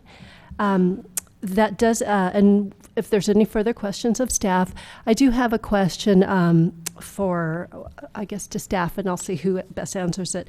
I know through Safe Routes to School, one of the largest elements that has been really focused on is education. What are the bike safety rules, not only for the bicyclists, but the pedestrians and motorists? Now, this is a larger document. How do we convey these safety rules to those that aren't necessarily the students that are learning this on an annual basis? So, is this something that we look to the BPAC towards? Is this something that that we should be asking residents to take more safety. Let's Just move on. a couple of thoughts on that. This is something we did think about, and so there's actually a policy or action to really educate the driving public about what they need to do, as well as the biking and walking. So it's a kind of broad. We always think of this in terms of let's educate the kids about how they should ride their bikes and wear their helmets. But that educational effort really goes a lot deeper, because we want the driving public and the walking and biking people, or the driving public, to be aware of what they need to think about for pedestrians and bikes. So as far as the town doing that, I mean, that it would be consistent with the plan, but you would need to either look at that as an add-on to the Safe Routes to Schools educational efforts. There is in Measure B very explicitly in the bike ped allocation educational component, and there's been a fair number of discussions at the various committees at the VTA about launching that at a countywide level, because they're, with a kind of integrated marketing and messaging kind of approach, because a lot of that is more effective done at sort of a countywide level than necessarily every individual jurisdiction doing that. So there are opportunities, and I think there will be growing opportunities to do that. There's the grants through the county health department that may be available to look at maybe trying to do a town-wide educational marketing thing. I don't know if Matt or Laurel have any other thoughts on that, but I mean, it's great. We've acknowledged it. We don't have a plan for how to roll it out. Morley? Thank you. Yeah, in the bicycle and pedestrian master plan, there are several action items calling for education and enforcement. So I think across the multiple departments, including Parks and Public Works and the Police Department, there's plenty of opportunities for that. Not only at Safe Routes to School, as we're trying to influence the young through the generations, but also for outreach to the public in general. With Measure B, there's an allocation of funds that is being shifted into Measure B that will be specifically identified for education and outreach. So it's a specific dollar amount that may ultimately either go to the county, as Mr. Cass said, or to the local jurisdictions to start to fund these efforts. So it's a known need and something that I think folks are very cognizant of, and also a great area for the BPAC to help us with in terms of outreach and getting the word out and helping us to craft things that are meaningful and that really hit home for folks in town. Thank you. Council, any further comments? Councilmember Johnson. I was going to try a motion, if I may. Yes, please. The first thing I'd like to do is, on behalf of myself, and I'm sure on behalf of the council at large, thank you to everyone who put so much time and energy and passion into doing this. I know you came together and worked really hard and volunteered a lot of hours, and it's something that I think is paying off as we see more evidence of acknowledging the fact that there are walkers and bikers that are in our community that we want to incorporate and encourage. And so thank you for doing it, and it also gets us in line for grant money. Yay! An alternative source of funding. So it is my pleasure to make a motion to adopt the bicycle and pedestrian master plan, and any enforcement issues or prioritization issues that I think have been explained throughout the course of this hearing can be taken up independently, but the important thing is to get the plan in place. So it is my motion that we adopt it. Thank you. Vice Mayor? I'll second. Okay. And so I just want to echo my thanks. It is so, it's extremely satisfying to see so many circles of our community come together to actually create a document for our, for a positive thing. And I just want to thank all of those, not only on the commissions that are acknowledged in this report, but for the over 900 comments we actually received, as well as those that were volunteering, such as the young man. They actually volunteered. I spent quite some time with another person that had never volunteered ever, but came out for bicycle counts. And so I hope that as this becomes finalized, it becomes an area of pride for all of us, because it's an actual document that I think we're all motivated to make from words into reality. And so I look forward to this. Thank you all. Okay, with that, I call the motion. All in favor? Aye. Aye. Anyone opposed?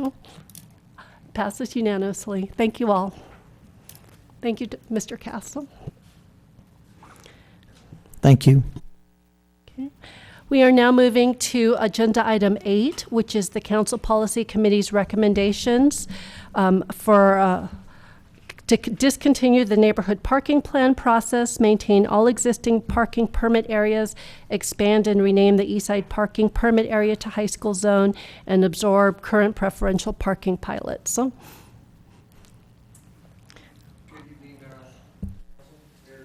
Vice Mayor, Mr. Rennie, council members, J.R. Langer, Lieutenant Support Services, Police Department. In November, council approved a preferential parking pilot for the Whitney Avenue neighborhood and directed staff at that time to report on the results of the Alpine Avenue parking pilot, examine the current neighborhood parking plan process, and to address student parking in residential areas near the high school. Staff met with the council policy committee in December and in February to report their findings and to consider modifications with the neighborhood parking plan process. And as a result of those meetings, the policy committee recommended to discontinue the neighborhood parking plan process, to maintain all existing parking permit areas, expanding and renaming the east side area to the high school zone, and absorb the 2 current parking pilots into the high school zone. Staff has informed both the Alpine and the Whitney Avenue pilot neighborhoods that their pilot projects are indefinitely continued until a decision is reached on how to progress with preferential parking. Both the residents within the pilot areas and the proposed high school zone have been informed that this agenda item is scheduled and that the policy committee is recommending permit parking as part of the high school zone. If the council approves the policy committee recommendations regarding the high school zone, staff will conduct additional outreach with those in the new zone explaining the implementation program and provide an opportunity to remain within or opt out of the program. Thank you, and that concludes my verbal report, and I'm available for questions. Thank you very much. Any questions? Vice Mayor. I always have questions, I guess. Lieutenant Langer, could you explain the difference between the school, the high school zone, and the preferential parking of the pilot projects? You know, we got some comments from some of the public that are saying that the high school zone isn't as good, and when I looked at it, I thought it was mostly the same. I think we had 90-minute, and your high school zone was 2 hours instead, and I think the timing was kind of the same. You're doing high school zone 9 to 4 or something like that, and the preferential parking I thought was the same, so I'm not sure I understand comments that I'm seeing here. Good question, and I'll see if I can help clarify some of that for you. So there is a difference of 2 hours, a recommendation of 2 hours in the high school zone as opposed to the 90-minute parking term limits in the regularly established permit parking areas.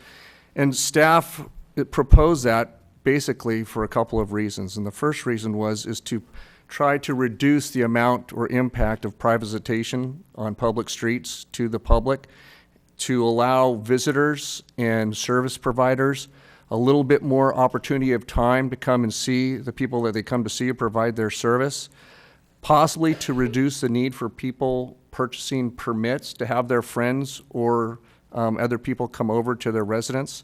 And so, but based on that, we're not tied to that 2 hour time limit. If council feels that 90 minutes is more appropriate, we're fine for that. It's just it was a suggestion that we felt that would help alleviate some of the prior issues. And then the other big issue or difference would be the fact that I think we all recognize the fact that the parking compaction issue is a result of spillover from the high school parking. It does not occur in the summertime generally to the areas surrounding the high school. And so to help save on enforcement costs and duties and to free up time for other areas of activities, the policy committee had a great suggestion on saying why don't we just enforce this during the school year? And so that would be the other modification. Thank you. Any further questions? Councilmember Spector? Thank you. I am looking at your attachment 1, which is the walking map. And you have about a 10-minute, that's the walking map. So my question is, I understand that some of the walking is within the school. Some of those walking lines are within the school. They are on Pleasant. But to the extent that we go, I don't know, I guess that would be northeast, which of those streets are within the walking area that do not currently have permit parking? Or is it all of them? I don't know. I haven't been able to keep up with it. Okay, so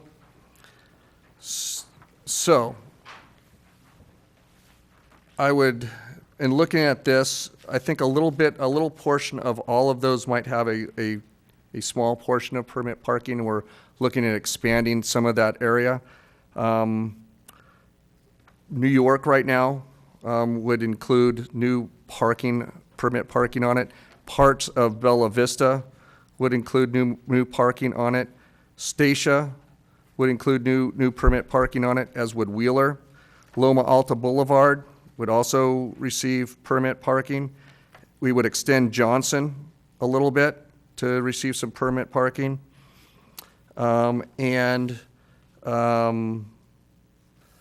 believe,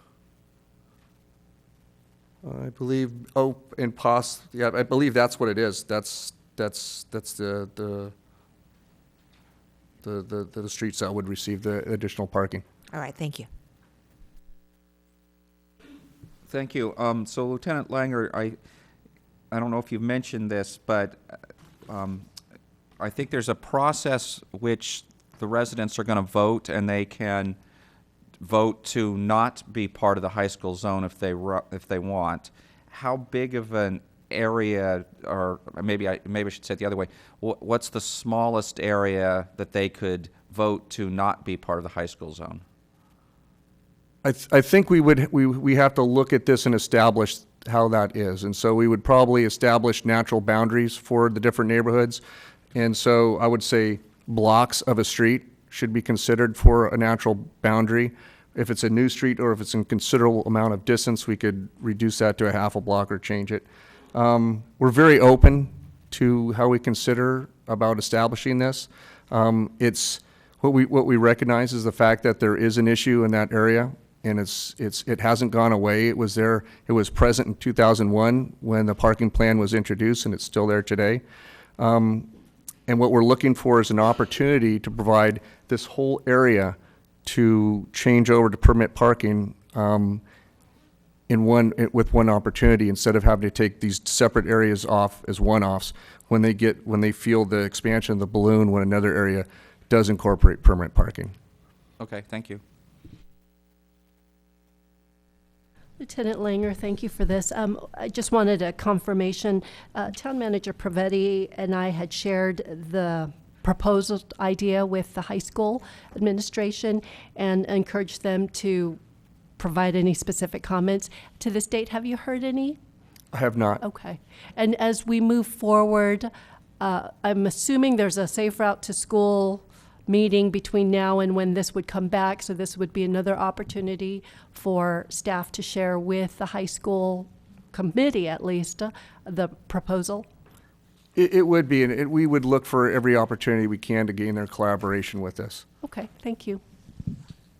Councilmember Jensen? Follow up on the mayor's question. The mayor's anticipating that this is coming back, and I'm unclear on when, why, and how it would be coming back, depending upon what the action of the council is. So if the council were to approve the package of recommendations that are before you, our next step is to do outreach to the new high school zone and ask the residents whether or not they're interested in participating. For those blocks or block faces that decide to opt out, There may be some other options, so that way we can still address the compaction issue, but maybe not do it through preferential parking. And then those other options might perhaps go through our commission process, specifically TNP. And then once we have all of those results, we would come back to you probably in the June timeframe for final adoption of the high school zone. And then that, if adopted at that point, it would give us the time to do the implementation measures, so that way it would be in place before the August start of school. So just to make sure I understand, that if the council were to take an action per the recommendation to basically adopt this, there's a lot of processes that have to happen before there's a finalization. So can we consider it almost, I hate to use the word pilot, but an interim period of adoption pending the outreach and the opt-out, opt-in, et cetera? Well, actually, your actions would be, A, to discontinue the neighborhood parking plan process. So we would no longer entertain new petitions. 2, that we would maintain all our existing permit areas as they exist today. 3, we would expand and rename our east side parking permit area to the high school zone. And then the 4th item is really where the new work comes in terms of creating that new high school zone, working with the streets that do not currently have preferential parking, and making sure those residents have the choice whether or not they wish to opt out. And so it's really just the new streets that would be coming back to you for finalization. Thank you. Councilmember Spector. Thank you. Following up on that, I think somewhere in the staff report you mentioned our ordinance, but there's nothing here that has to require an ordinance or an ordinance change, does it? That's correct. So the policy committee talked about a couple of options. One was to just delete the section that acknowledges preferential parking entirely. Staff's recommendation is that it's probably useful to maintain some of the language, since we clearly will maintain a parking permit program, a limited parking permit program. I think what we're looking at is there code language that could be added so that we don't create an anticipation or an expectation that we're open to new petitions. And that's something that we're exploring. But to answer your specific question, no action that you take tonight would require any changes to the ordinance. It's just whether moving forward after the high school area was zoned in, whether we want to try to eliminate it altogether or make some other changes to it. But no action tonight would require it. Thank you. Okay. At this time, I'll open our public testimony. And if you would like to speak, please submit a speaker card. I have 4 at the moment. The first speaker is Douglas Rice. Thank you, Madam Mayor, members of the council. My name is Douglas Rice. First of all, for your benefit, I'd like to acknowledge the residents of Alpine who are here tonight. So I'd like you all to raise your hand. I think that in and of itself makes a statement that our concern here tonight. We're very concerned with the changes, and most, if not all of us, are opposed to the proposed changes. Alpine has been recognized as a different situation than many of the other streets in the neighborhood because of the narrow road, because of the speeding. We feel that staff has failed to include the neighbors in this process as we move forward. We were not notified of the policy committee or their hearings, and up until a few days ago, we had not received any emails or any information from the city letting us know that this issue was coming forward. We're concerned about the question of whether the proposed requirements, whether the town is ready to provide the additional resources. As one of our residents pointed out, having a timed parking requires frequent patrols on the street versus the ticketing, which can go on if somebody doesn't have a permit. In other words, if someone comes by at 8:30 or 9 o'clock in the morning and they do not have a permit or a visitor's pass, it's presumed that they have been there versus having to come by, chalk the tires, come back 2 hours later and see if that vehicle is still there. We're concerned about the change in the process midstream. We've provided the petition. We've provided everything that the council asked for. We are 6 months, actually, we're far longer than that into our pilot project. And this is not what we signed on for. So in essence, we want to keep what we have.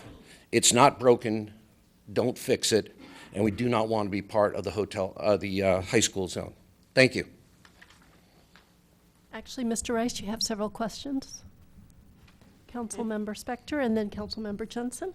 Thank you. Mr. Rice, I want to make sure that it's all very clear.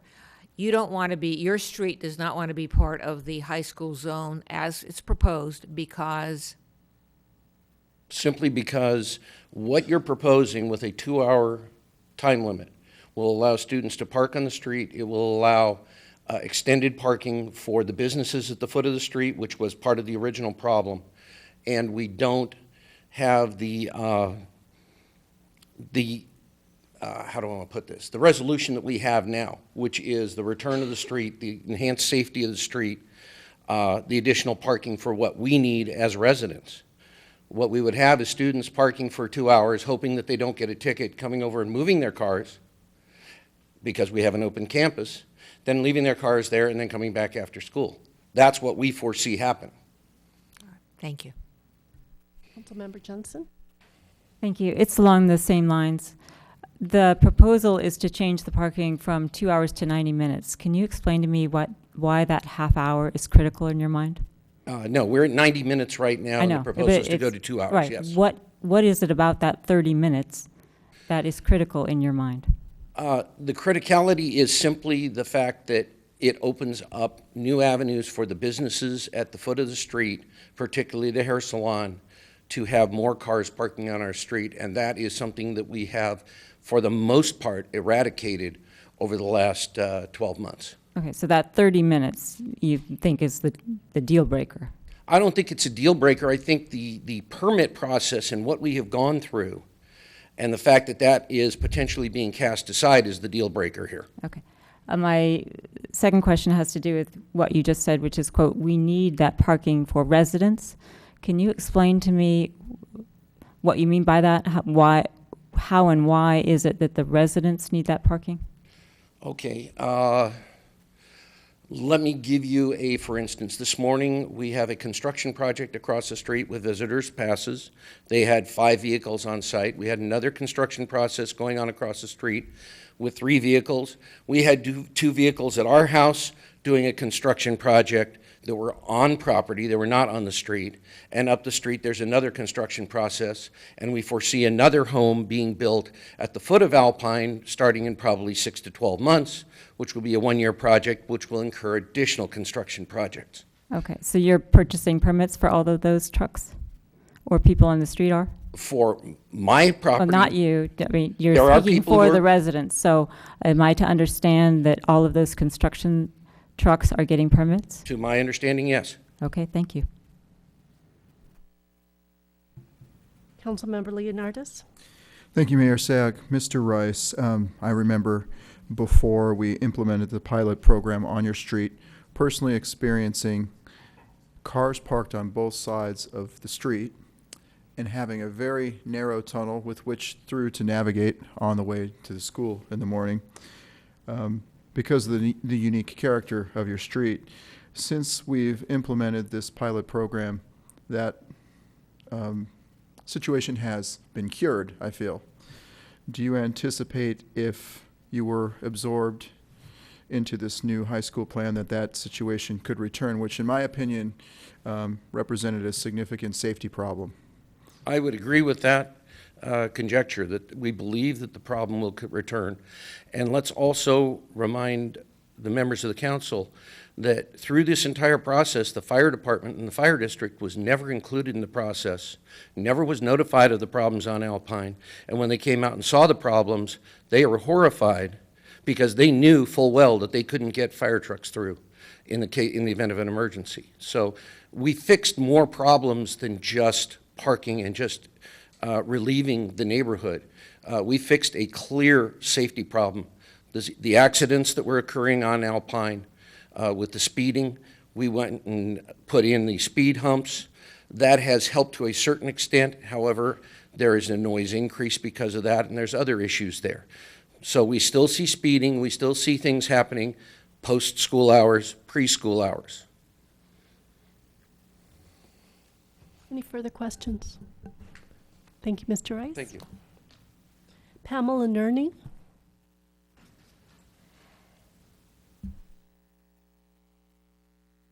Good evening, Town Council. I'm Pamela Nerney, and I live at 47 Alpine Avenue. One quick thought before I make my comment is that Alpine Avenue is 24 feet wide. Mr. Rice's comments about safety were really the number one reason that drove me. I was the original point person for the petition almost 2.5 years ago, starting the process. And I feel that we still have that situation. We have a unrestricted licensed commercial salon at the bottom of the street with close to 30 to 35 employees, according to their own website. And we have a blind curve going up the street, which if you've been on Alpine, which I know some of you have, you would know about, and that's where so many of the accidents occurred, when cars are parked on both sides. So this is all rehashing the reason why our petition was, we had close to 90% of the street, 29 households, that were unanimously for the petition. It was granted March 1st last year, which is close to exactly a year.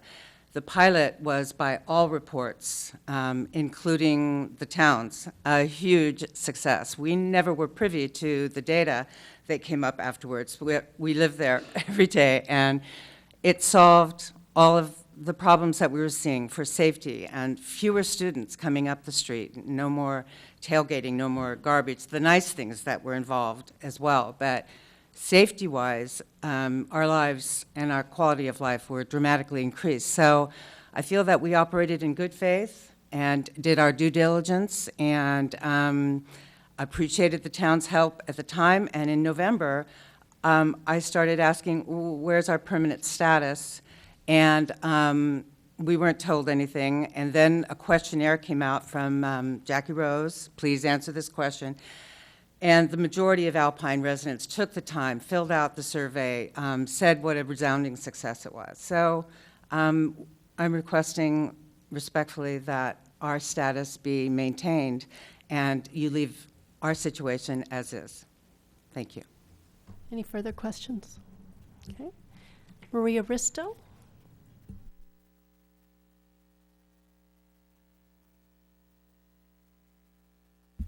Hi, Maria Risto. I'm on the Transportation and Parking Commission, and I just wanted to, first of all, thank the police department, the staff, and the policy committee for taking on the global issue of permit parking. I think this does need to be addressed.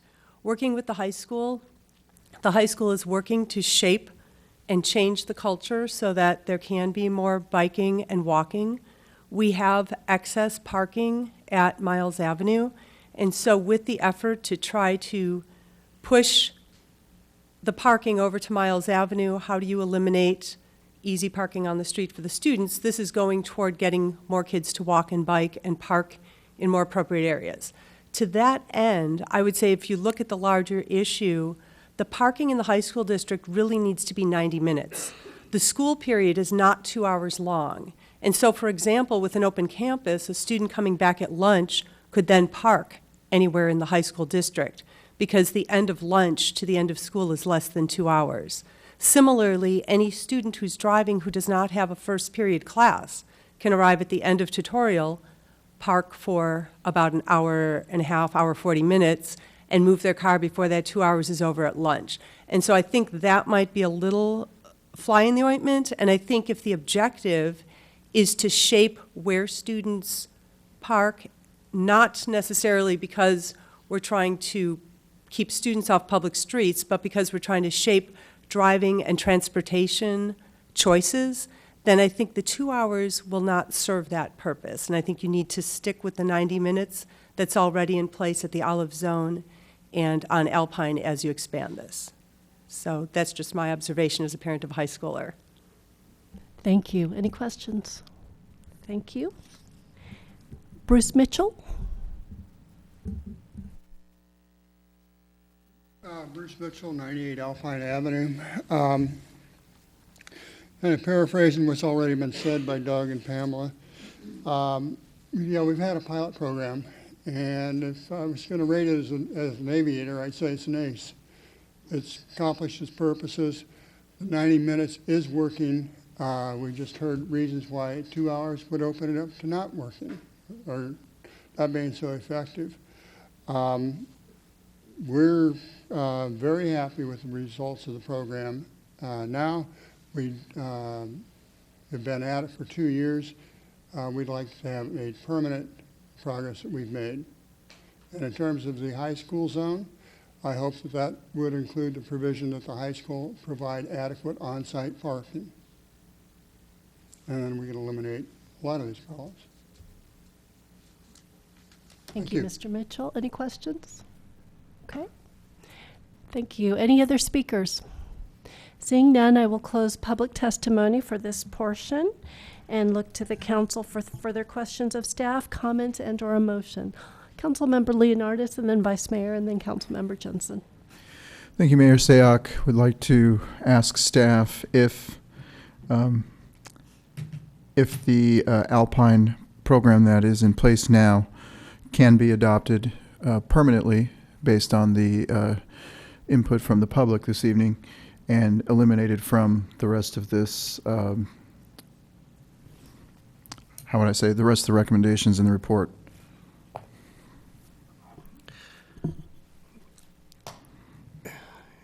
You have the capabilities of making whatever recommendations or modifications you really want to this project. So if you feel that keeping Alpine in its present state will be more rewarding and offer better benefits to the community and the Alpine neighborhood, then by all means, I think it's within your power to do that. And if I could just clarify, the recommendation is to make this pilot permanent. So we are recommending that parking permits be allowed in perpetuity for the Alpine. So we are essentially saying we're going from pilot to permanent status with this recommendation. I think the only issue for you is the 90-minute versus the 2 hours for Alpine and/or for the rest of the high school zone. Oh, and the summer issue, and whether or not you would like to have this work also for the summer or not. Vice Mayor? Thank you, Mayor Sack. So I'd like to understand which provides maybe, let's call it the best efficiency for staff or best cost for staff. Would it be to change everything to 90 minutes in the high school zone, which to me means you've got to have a guy go more often, so it's probably more cost? Or would it be more efficient to keep everything else 2 hours and then have a special Alpine 90 minutes only kind of zone? It's a good question. So just a little bit of history surrounding that. When the parking management plan was adopted, one of the major goals was to find consistency with all the different permit parking areas. It's easier for when people come to our town to park or to find somewhere to park or to visit friends if all the parking restrictions are the same or the modified parking areas are the same. It's easier to understand the totality of the program if they're all the same as well. Right now, Almond Grove is 2 hours during the day, and it is restricted at night in most areas, in most Almond Grove. University and Mullen are a little bit different. Olive Zone is different, and now the east side is going to be different as well. If, as far as enforcement goes, the 30 minutes really won't make that much more of a difference because our goal is to hit the area 3 to 4 times a day, no matter if it's 90 minutes or 2 hours. That's what our goal is. And so I would think for consistency and clarity and the ease of the people coming to park in our areas that we keep it all the same. That would be my recommendation. Follow-up question, if I could. Thank you. So Lieutenant Langer, about the summer portion of it, if I'm understanding this correctly, the restriction is still there, you're just not going to enforce it during the summer. If that's correct, then could you enforce Alpine only during the summer, or would that be a problem? If council would like us to keep Alpine and as an annual parking restriction, we can definitely do that. It's been our experience that once summer hits and out of the school zone from September to May, the parking issues go away. So, and you didn't answer the first part of my question then. Is it only restricted, October to May, or is it restricted all year round, just not enforced for? It would only be restricted during the school year per our recommendation. Okay. And let me just clarify that whatever the time period, the months of the restriction, that would align with enforcement. So we would never want to say, this is annual, this is year-round, and then not enforce. So we want to make sure that our enforcement is consistent with the signage that's on the streets. Okay. Councilmember Jensen? Thank you. A couple questions. First question is general. It's my understanding, Lieutenant, that the town, a gentleman said, will make the high school provide adequate parking. The town doesn't have any control over the high school except to talk to them and persuade them. Is that correct? That's correct. So far, unsuccessfully. Correct. Okay. Although they are beginning to collaborate more with us. So speaking as a member of the policy committee, one of the goals was to discourage high school parking, and you said you had flexibility at the start of your presentation. I thought Ms. Risto's testimony was sort of compelling about how one could figure out how to park for that time, and high school students are quite ingenious in that respect. So does it matter to you if it's 90 minutes or 2 hours as long as it's consistent throughout the zone? Correct. I would say consistent and effective. And I would like to get it right the first time and not have to go back and change things or modify things. So as long as it works, I think it's the best method to proceed with. One final question. You have said that in your experience, the parking changes in the summer as someone who lives near the high school, although not on the map area, just for purposes of saying I don't really have an interest in it, but near the high school, it's my experience that the traffic patterns change dramatically when school is not in session. So when you say my experience is the parking changes dramatically, does that include Alpine? In our perception, it does. Or the police department? Right. In the police department's perception, it does when we do vehicle counts during summer and when we do vehicle counts in the fall. Although Alpine has a full-time modified parking restriction on it, so right now it's always modified. So. Well, but it wasn't before the Right. pilot program went in place. So what I'm trying to figure out is when you say you notice that the parking is dramatically different in the summer, I'm trying to figure out, is that true since the pilot program, or is that always true? It's been a consistency, but one of the points that was brought up with the Alpine phenomena was the narrowness of the roadway. And so that was one of the primary reasons that we focused so much energy on granting Alpine a pilot program, was because we did recognize the fact that the roadway was very narrow, and when there was vehicles parked along both sides in certain areas of that road, that it did make emergency vehicle access very difficult, especially if you had cars coming in opposite directions. Those circumstances could have been addressed through other means other than permit parking to rectify the situation. Although recognizing that we could have put time-limited parking or unlimited parking or not letting anybody park there with signs, or putting red curbs intermittently up and down the roadway to restrict vehicles being parked in the same location on both sides of the roadway, we recognize that wouldn't have been the best thing for the neighborhood, that it would be nice for them to be able to enjoy parking on their streets, and that they also had other concerns that were realistic besides just the parking compaction. They were undergoing some, I would say, social issues regarding trash and certain behaviors from the high school students that were unpleasant. One final question. And this could be for, I'm not sure, Ms. Pavetti or Lieutenant. If the council were to adopt the recommendation tonight, and let's say that it said, okay, everybody's 90 minutes, and Alpine, you're 90 minutes too, and you're also not unrestricted in the summer, Alpine would still have the option to opt out if they felt that that was inadequate, correct? They would have the option to opt out, but they wouldn't be involved in permit parking at that point. Right, but they could opt out if they thought that that was not meeting their need. Correct. Okay, thanks. Any other questions? Councilmember Leonardis? Thank you, Mayor Sayoc. Back to Alpine.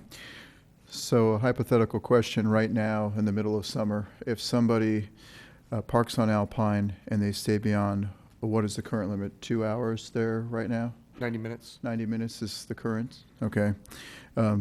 We would essentially issue a citation, is that correct? Essentially. Okay.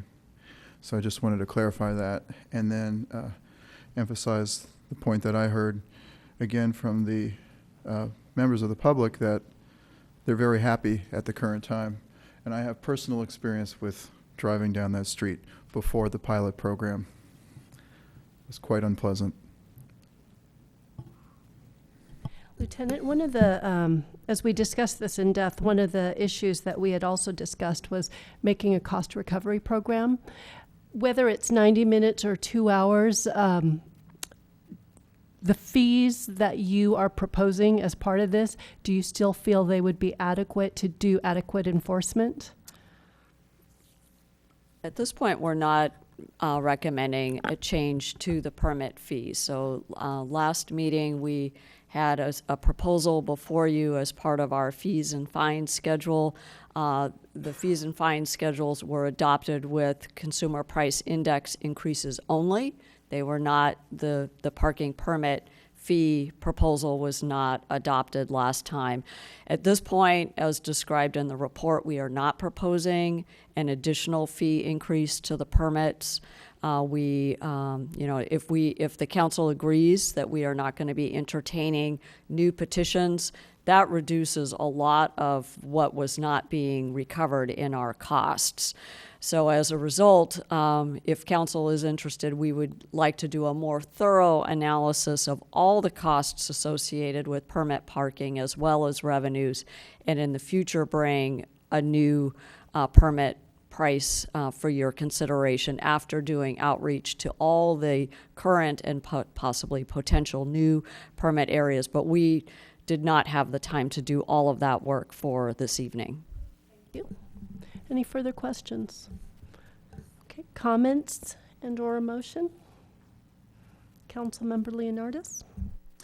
Thank you, Mayor Sayoc. I'd be willing to move forward with the staff recommendation this evening on items A, B, and C as depicted in the report on page 1. Modify item D to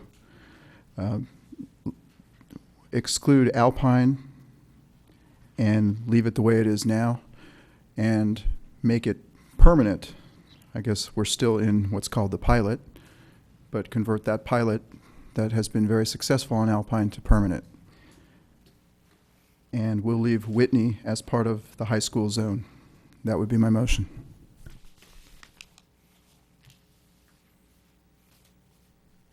Do I see a second? Okay, the motion fails for a lack of a second. Do I have a second motion? Councilmember Spector. Thank you, Madam Mayor. I would move the recommendation of the Staff Report and Policy Committee on the first page, A, B, C, and D, well, A, B, and C, with the modification that the new high school zone, which includes Alpine, will be 90 minutes during the school year and will not be enforced during the summer break. Councilmember Jensen? Second. Okay. Vice Mayor? Thank you, Mayor. So again, I'm having a problem with, and this is what it says in the staff report, also no enforcement will occur during school holidays and summer months. But again, enforcement to me means you've got it in place, but you're not going to enforce it. Am I misunderstanding what enforce means? If this motion passes, then the signs would identify when 90 minutes would be in place. So the 90-minute parking restriction would only be during the school, the academic school year. And if we can identify school holidays, you know, we would say so as well on the signs. So we don't want to convey a message of saying you can only park here for 90 minutes, but then do no, and that would be year-round permanently, but then do no enforcement. We would have to have a sign aligned with our actual enforcement. Councilmember Jensen and then Leonardis. If I may, I wanted to pose an example, and you can tell me if this is correct. There, for example, there are signs in certain places in town that say no right turn on red from 7 to 9, which is to accommodate pedestrian, bikes, and school traffic. So would you anticipate that there would be a similar type of sign with respect to when those parking districts were to be in operation, if you will? I would, and that would be something that we'd be working with traffic engineering to establish the best type of language that's the most understandable as possible. Okay, thank you. Councilmember Leonardis. Thank you, Mayor.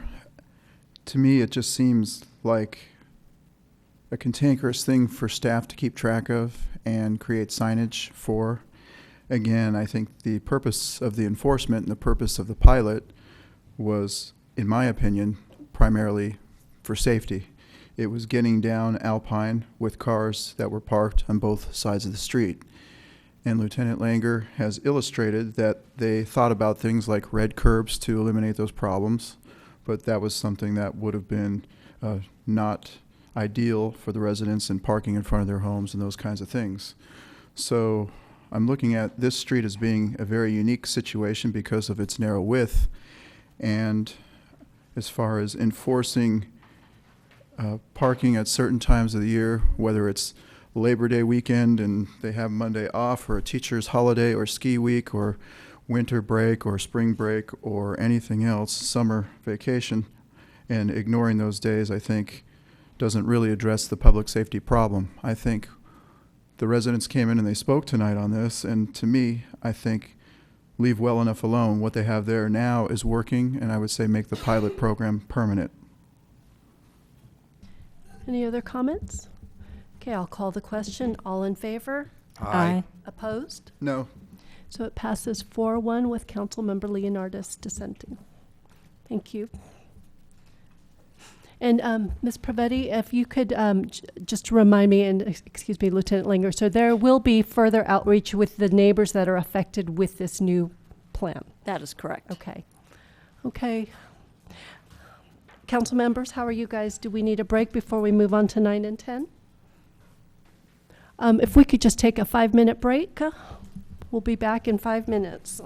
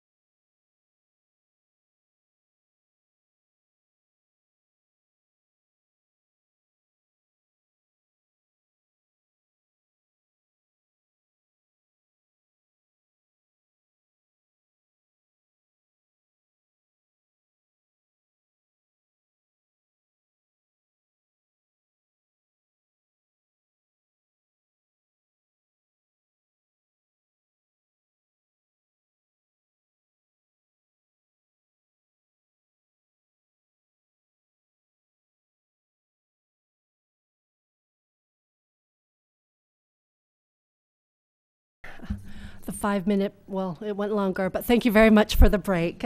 We're now at item number 9, which is a continued hearing from the last previous meeting on conditional use permit application U-16-005.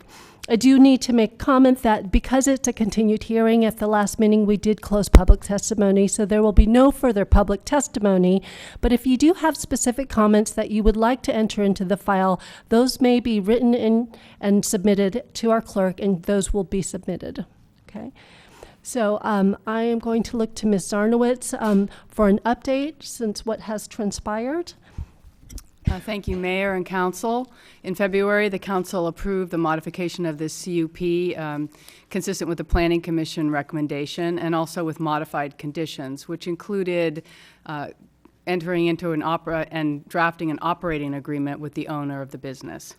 So this evening, the resolution and the operating agreement have been forwarded to you, and today as well, that operating agreement and resolution have been revised slightly for clarification and included with a desk item for your consideration. And we're here to answer questions. Thank you. And before, yes, Mr. And Schultz. that's up to council whether you'd like me to take you through the operating agreement. I will tell you that council moves very fast sometimes, and that, you know, when you do any direction, and it's only a 2-week period, you only really have 1 week before it already has to be up and loaded for the next week's.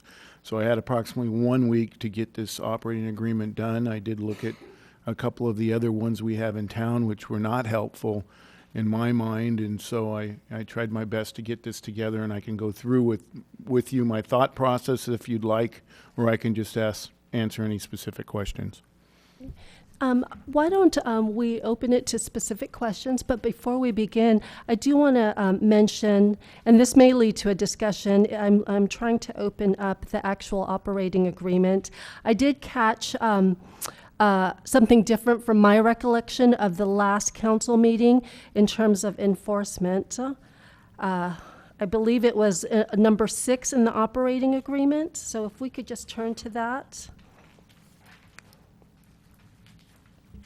Number 6 in the operating agreement, where it sets out in the event Toll House exceeds the maximum level of DBA. My understanding from the discussion at the last meeting, the first was a warning, the second was $500, and then the third was actual suspension by town manager until a publicly scheduled hearing could be scheduled to determine to review the complaint. And if that was council's direction, we certainly can make that change. Okay. That was my recollection, as well as my, from the motion that I made prior. I don't remember who made the second, and if that was, actually, I think it was my vice mayor, if that was your recollection of your second as well. I don't recall that detail, sorry. So then, Mr. Schultz, in this particular case, how do you think we should proceed if? When a motion is made for the approval of the operating agreement, just put that language in your motion and it would be accepted. Okay. And I can make that change. Councilmember Jensen? To the extent it makes a difference, it's my recollection. My recollection is consistent with the mayor's. Further, Councilmember Spector. Thank you, Madam Mayor. I have your draft 1 and your draft 2. So I have questions on your draft 1, which will also be on your draft 2. And then I have a suggestion with regard to your second draft. My questions on your draft 1 are on paragraph 4.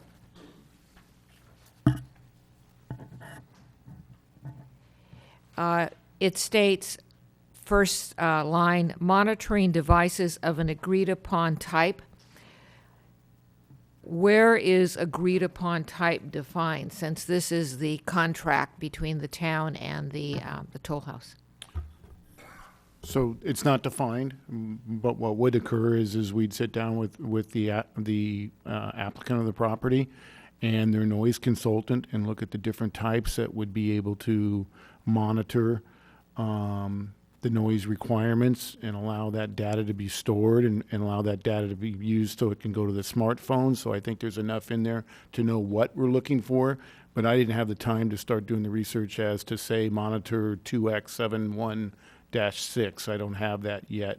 So that's the process we'd go through. And if we couldn't agree, then we wouldn't have an agreement until then. All right, so the applicant and the staff person Yes. or people would be making this decision. All right, same paragraph. A noise file, all right, this is in the middle of the paragraph. Set forth in paragraph 5, a noise file will be emailed to the duty manager's smartphone. Do we all understand? Well, I don't. How will one put into a contract the process whereby a noise file will be emailed, or is that just apparent to everybody?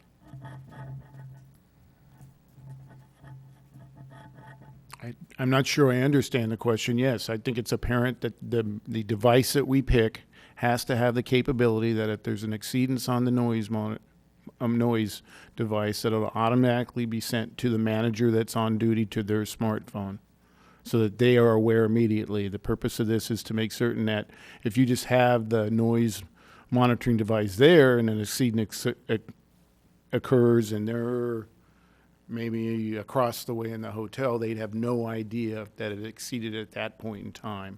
So the idea of this is that immediately they will know when there's exceedance, so that way they can take steps to rectify the situation immediately. So that's the purpose of it, and I think it's clear enough that they have to do that. Okay. I think I've drafted too many contracts, so that's why I'm a little...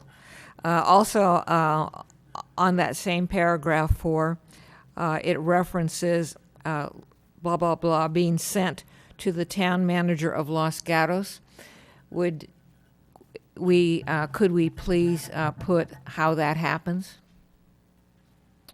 Certainly, the manager, if he gets an exceedance, is required to immediately forward that exceedance to the town manager, so we know immediately that there's also been an exceedance. How would we know that they did that? Because there'll be backup data that will show when we get it at 4 or 5 days later that will show if there's any exceedances, and we can compare that to whether they notified us immediately, so we'd know whether they were doing that. I'm sorry, I didn't make my question clear. Could we add something in there that tells whoever how to contact the town manager of Los Gatos? Certainly.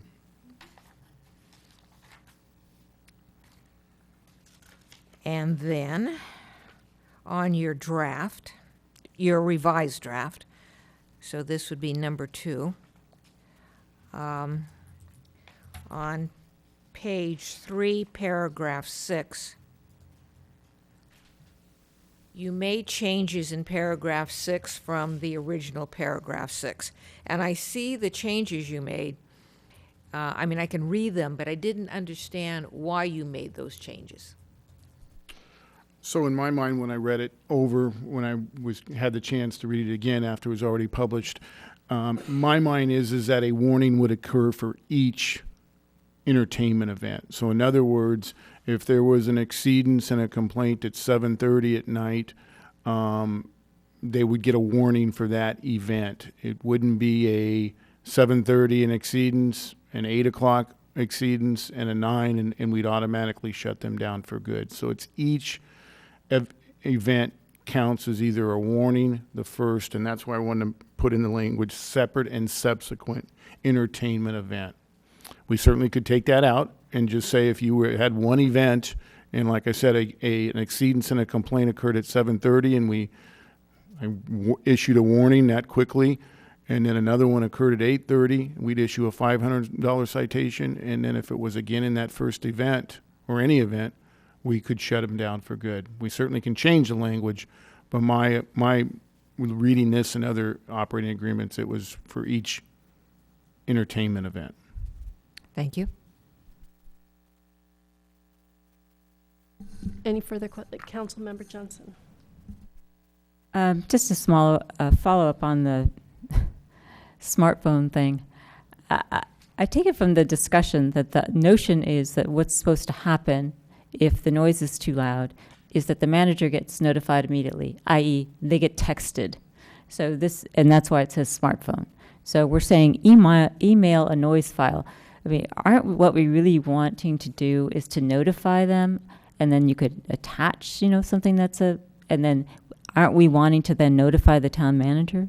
So I don't know how that gets drafted in a way that accomplishes that, but I think that the intent is to be able to notify someone as quickly as possible. Now, whether that be, who knows, if we're going to have stuff implanted in our heads someday and it's not going to be a smartphone, right? So the idea is that it's a notification to me. So however that notification happens, strikes me as that's how you would do that. So that's number one, an observation, I guess. And with respect to the discussion on paragraph 6, I'm going to do what the mayor did and indicate that I think that at the February 21st meeting, we had a lengthy discussion about the consequence of a violation, whatever form that would take. And the motion and the argument did not carry the day that a violation would result in a shutdown. A violation would result in a series of warnings. And so to me, the way that 6 reads now is consistent with the action that the council took on February 21st.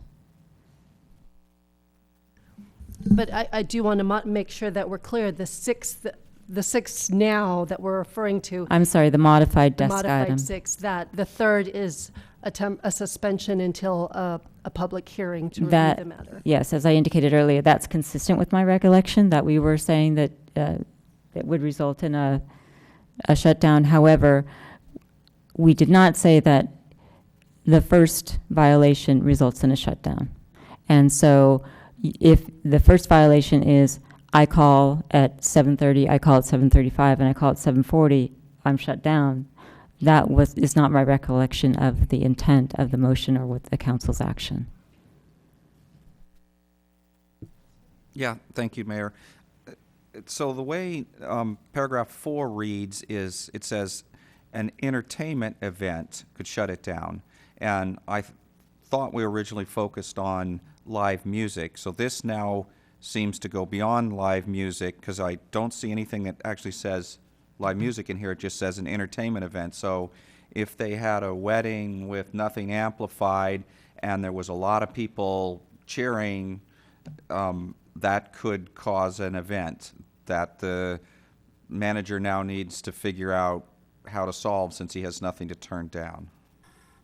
So I guess, Yes, the way what is your intent? And then I'd be interested to see make sure the council wants it to be any entertainment event. That is correct. Any entertainment event would have to meet these regulations. So if it is a 200 wedding and there's no music playing whatsoever and it still exceeds the limits, they'd have to find a way to bring it down or be in. Okay, thank you. And that is actually defined in item number 2 that starts on page 1 and continues on to the top of page 2, where it describes the music or sound associated with weddings, banquets, etc. So it's meant to be inclusive of those various activities.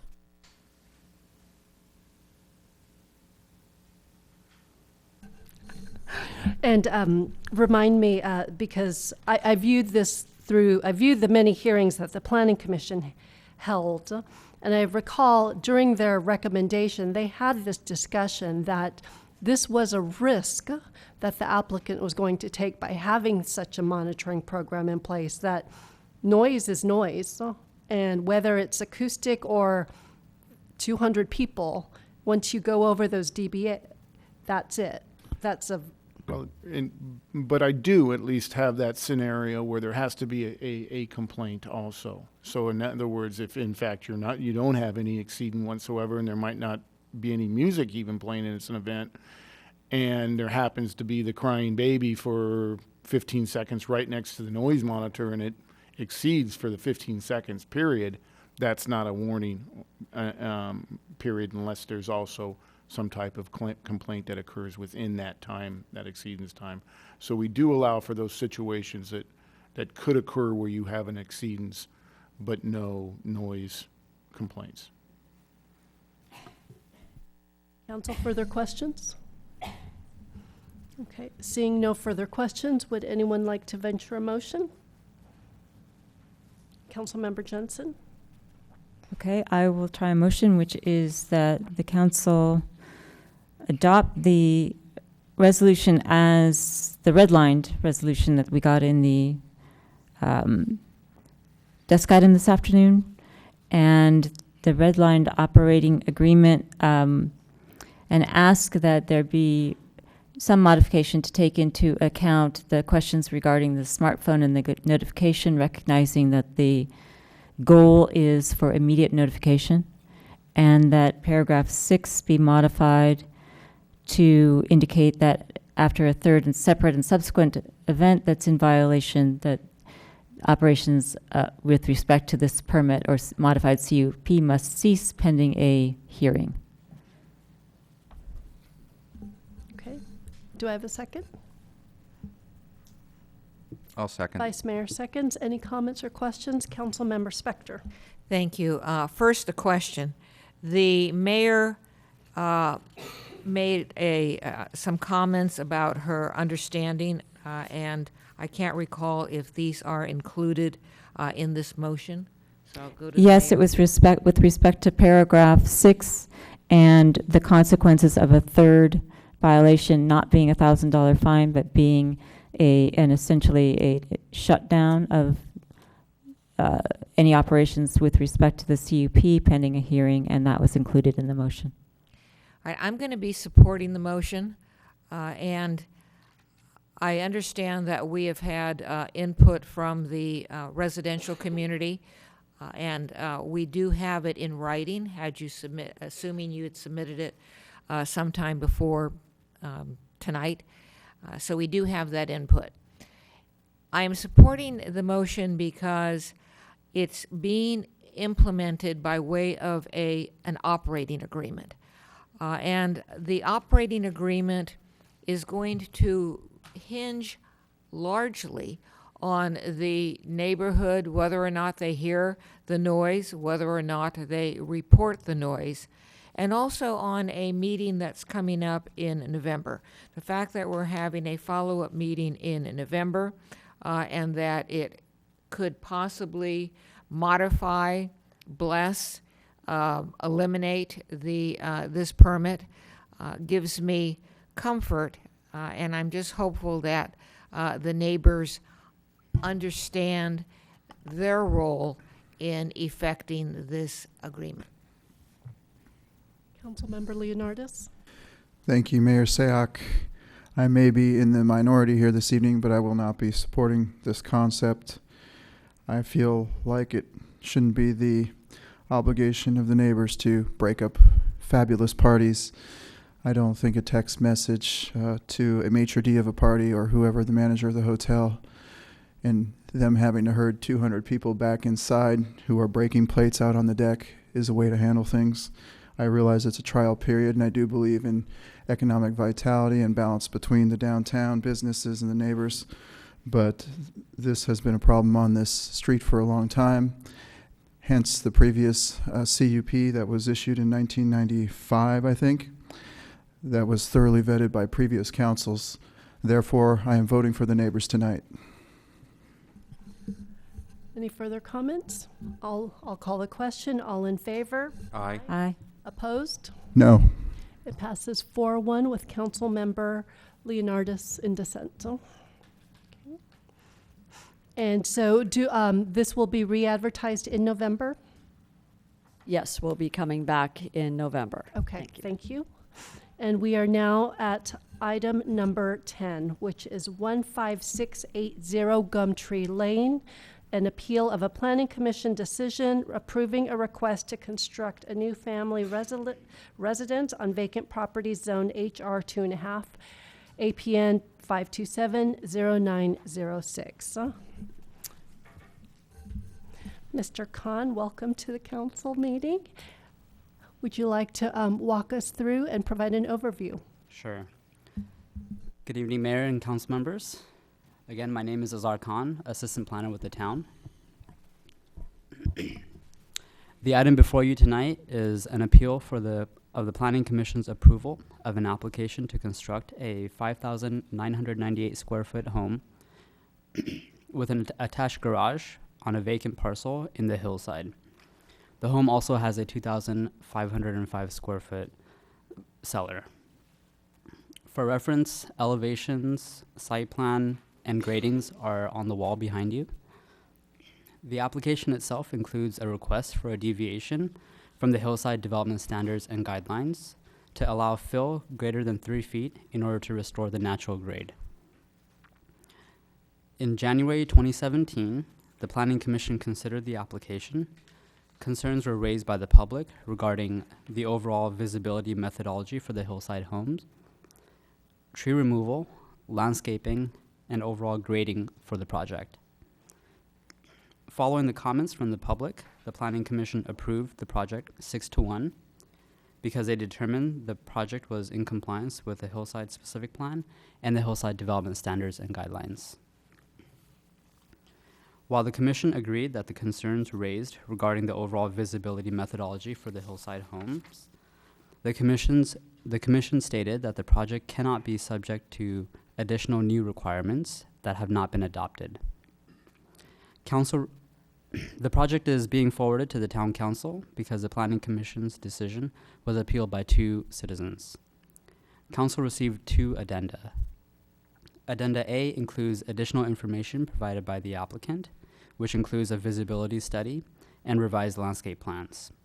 Also included in Addenda A are comments from one of the appellants. Addenda B includes staff's response to information received from the appellants, clarifying that the proposed project is located in the Ridgeline area.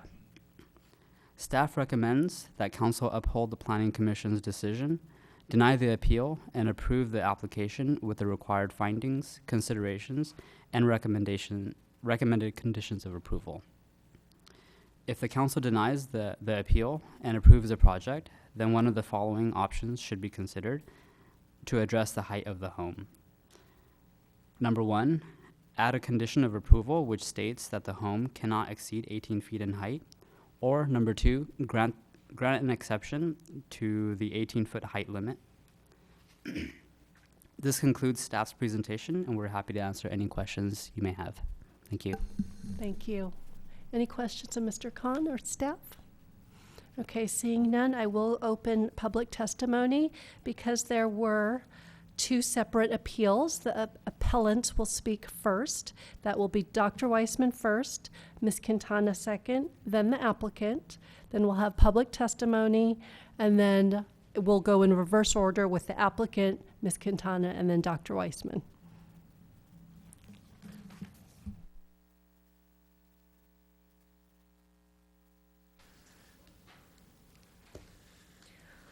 I want to briefly comment on the 7 areas that I extensively covered in my 8-page letter individually sent to all of you on Thursday night.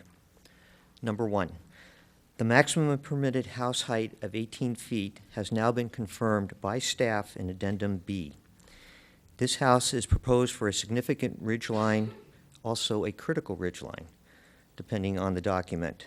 The Planning Commission was in error when they approved the proposed 23-foot high house. Number 2, despite the applicant's recent submittal of attachment 12, the visibility analysis is still not conforming with what is required by the hillside design standards.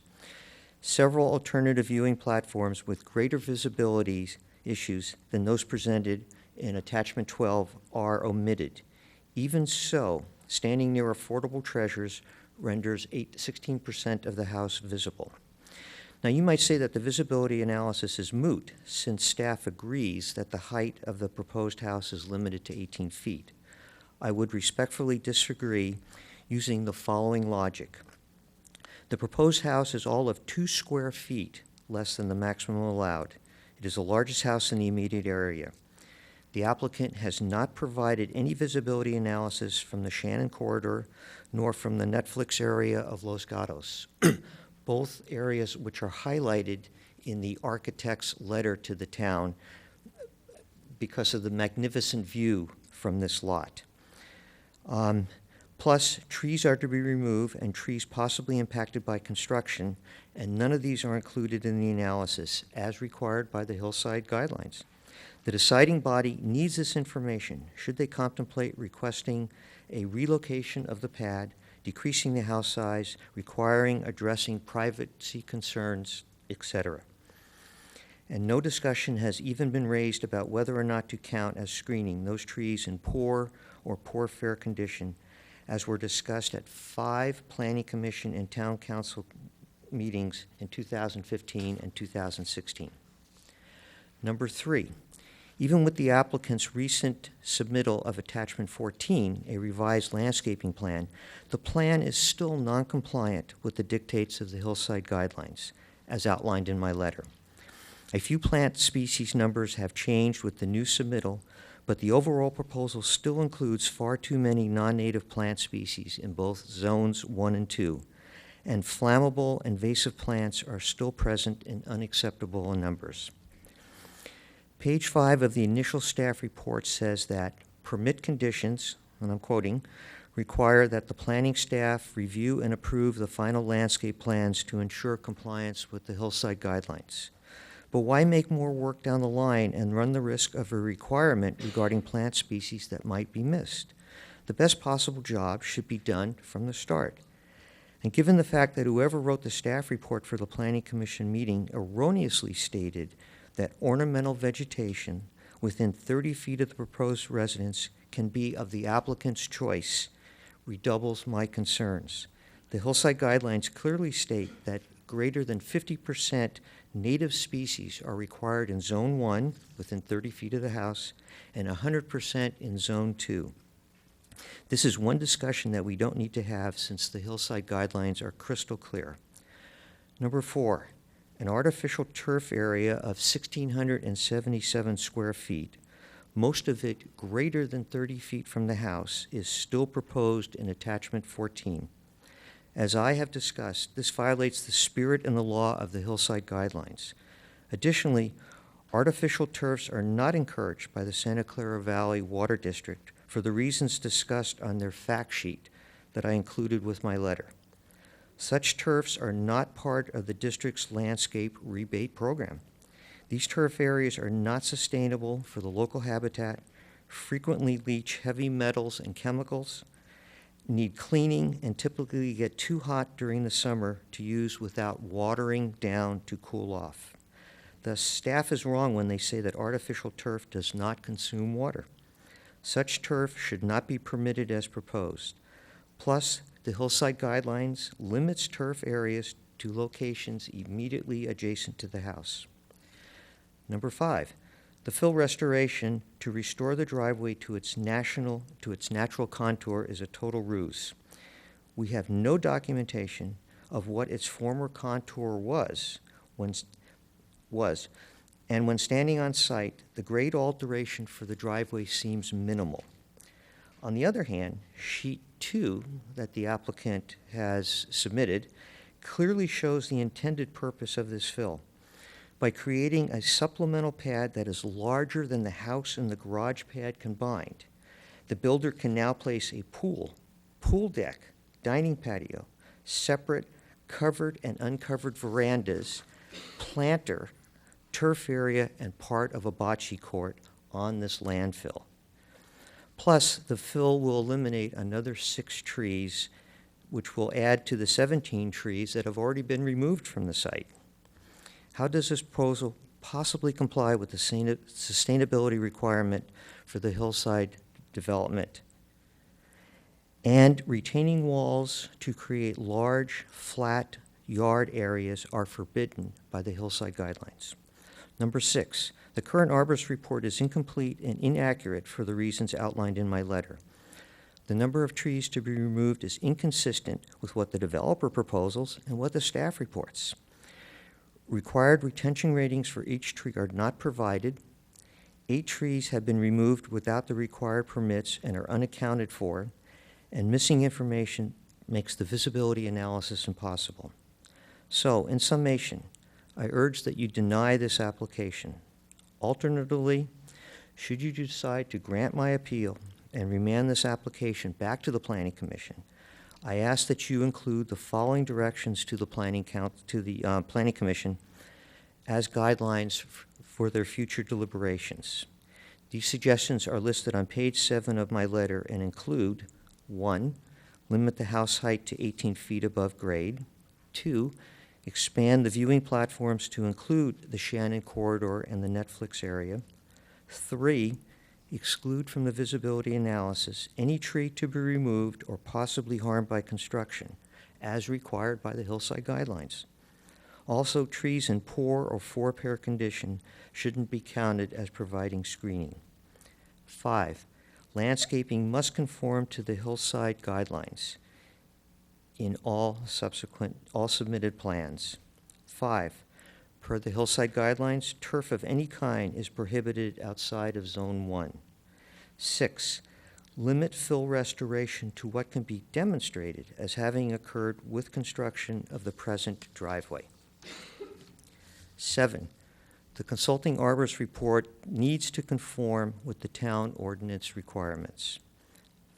8, required that the 5 proposed changes and additions in my letter be added to the conditions of approval.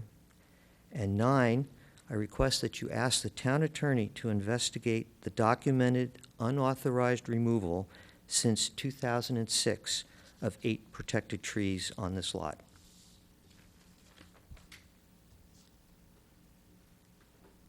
Any questions? Vice Mayor. Thank you, Mayor Sack. So today I requested access to the property, and the owner met me up there. So I looked at the property, and he told me that you'd been up there and looked at the property also. So I can't recall whether we have it in our guidelines now or we're wanting to get it in there about dead trees, or let me rephrase and say trees that are sick and that may disappear and no longer provide screening. So you must have seen the trees that are up there. Did it look like there was any trees that were sick that were going to die in the area that's providing the screening? A couple of aspects of that. First of all, there are a number of deciduous oak trees.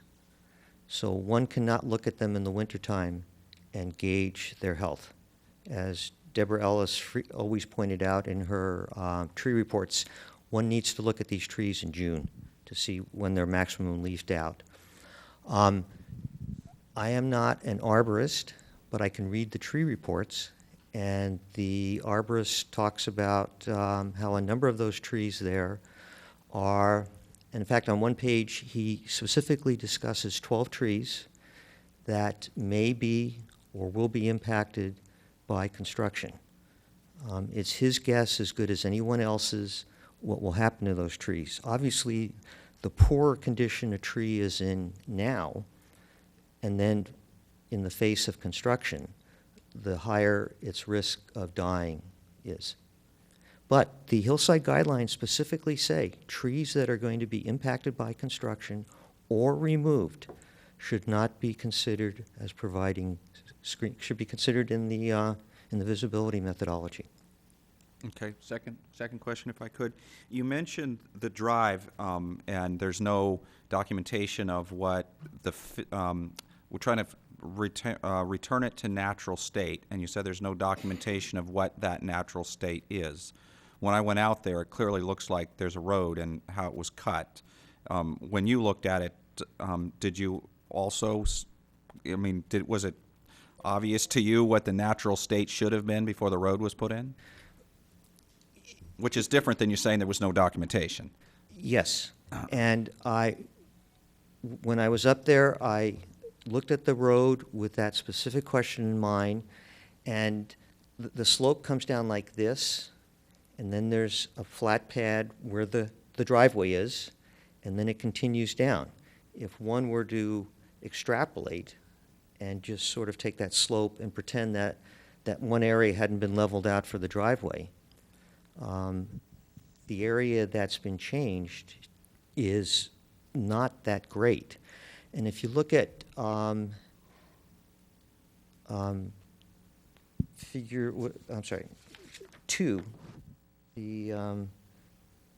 sheet 2, you can see the road, the proposed fill is hatched in. Underneath the hatching, you can see where the driveway is. Just guessing, I would guess that the amount of fill is at least 4 to 6 times larger than the area of where the road is. So clearly, they're using this as a justification, if you will, to take the cellar dirt, spread it out, and create a pad for accessory structures, which is more than the size of the house and garage size.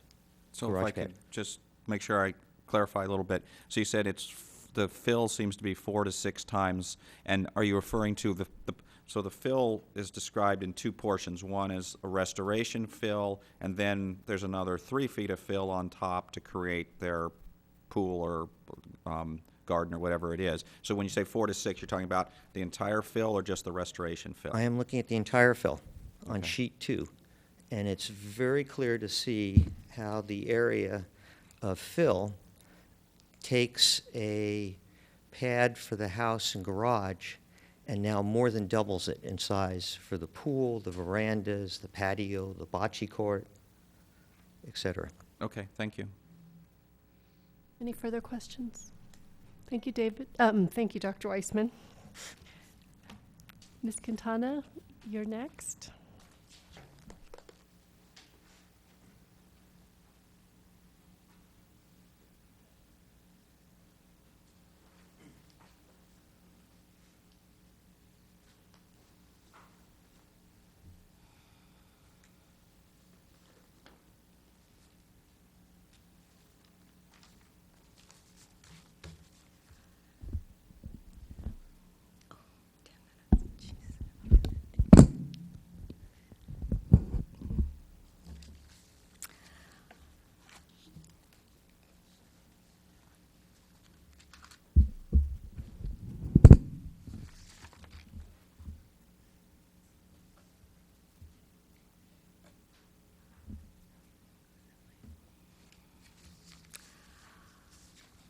Ms. Quintana, you need to turn it one more time for us to see.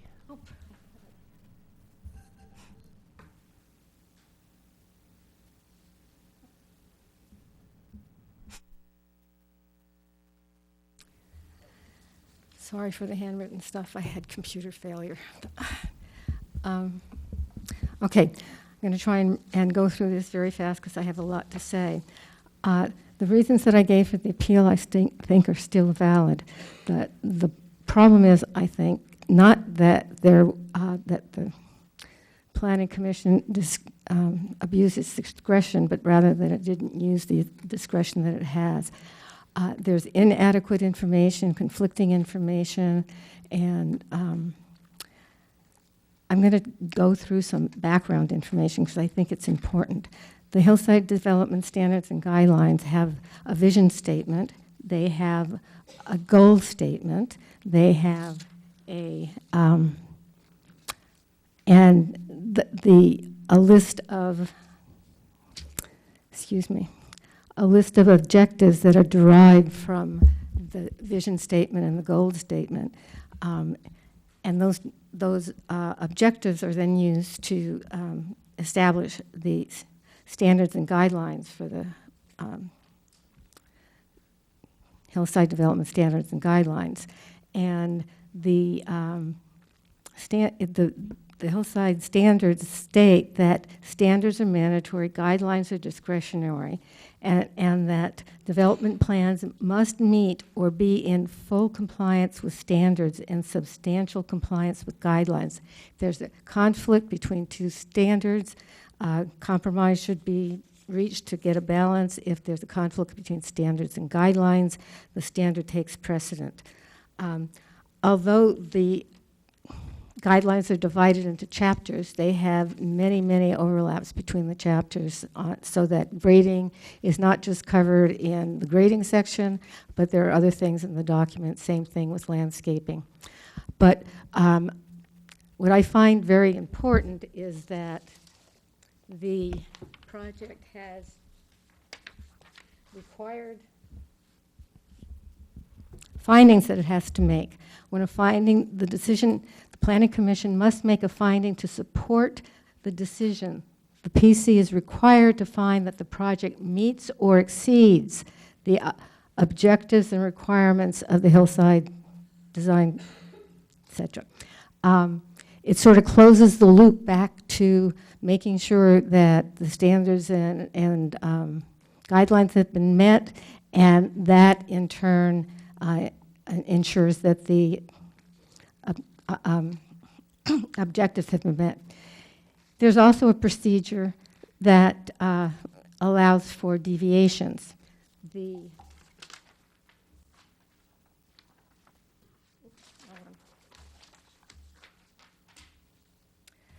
That section allows for deviations, but it requires that the Planning Commission include rationale and evidence to support the deviation, and that the burden of proof is on the applicant to show that there's compelling reasons for the granting of the application. I don't think this project has demonstrated either of those two requirements for the findings or the exceptions.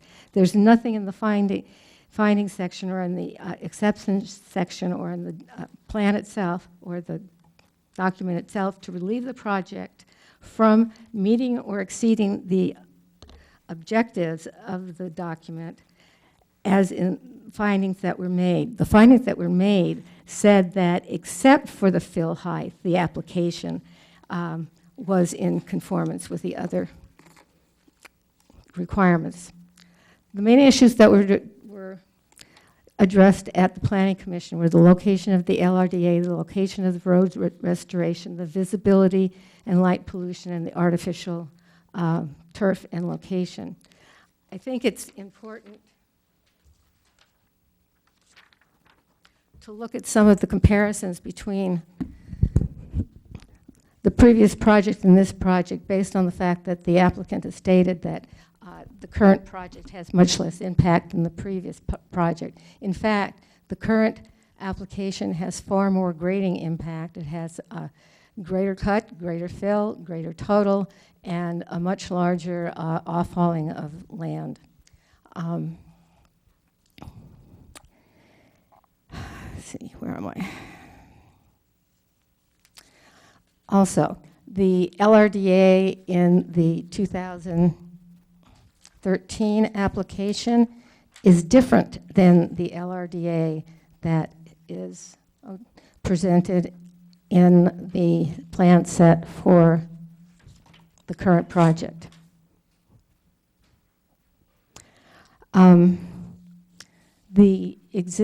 The previous application clearly follows restoration of or maintains the previous contours much better than the current application does. The grading in cross sections on sheet 5 show the following. As discussed by the staff at the previous hearing, they stated that the restoration required for the road was between 4 and 5 feet, which by itself exceeds the standard. They did not include the area that is beyond that the applicant is requesting for greater fill, which according to both Joel Paulson and Kevin Bagley from Public Works and Engineering, reaches a height of approximately 8 to 9 feet. It's very difficult from the plans that the applicant submitted to actually be able to see the amount of change that is being requested, and it is also difficult to see the extent of the foundation work that is required. The applicant had stated that the, excuse me, did I get that right? Yep. That the retaining wall was not structural, and yet there is up to, I think, 9 to 12 feet of retaining wall required for that additional fill. Okay, I'm going to talk a little bit about grading now. The UPP report on geology and geotechnical issues found that it was feasible for this project to be built if its recommendations were enforced. And it also states that the U-shaped driveway will be removed and regraded to achieve the desired pad grades, not just to replace or restore the previous grade. It also notes that the major constraints to the development are the expansive topsoil and the degree of colluvium and its seismic setting. The peer review also concludes that it's feasible to build a project if the recommendations are included, but it also includes a statement that I don't think I've ever seen before that says that the project will require significant civil engineering, including grading, retaining walls, and site drainage. At the hearing, the civil engineer stated that the purpose of the wall is to provide more area for the house and a larger outside activity area, and that the wall was not structural. And yet, as you've seen, that wall requires significant retaining walls. Staff stated in the report that the fill depth needed to, I already did that. I think I'm going to skip to the real fast to my last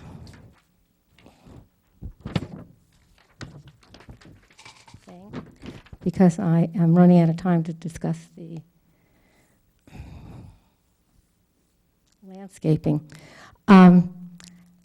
This is the line of the 30 feet. This is the line of the 70 feet. Clearly, there is a huge portion of the formal landscaping that occurs beyond the 30 feet. Whether the turf is artificial or not, it's still not a natural element of the hillsides.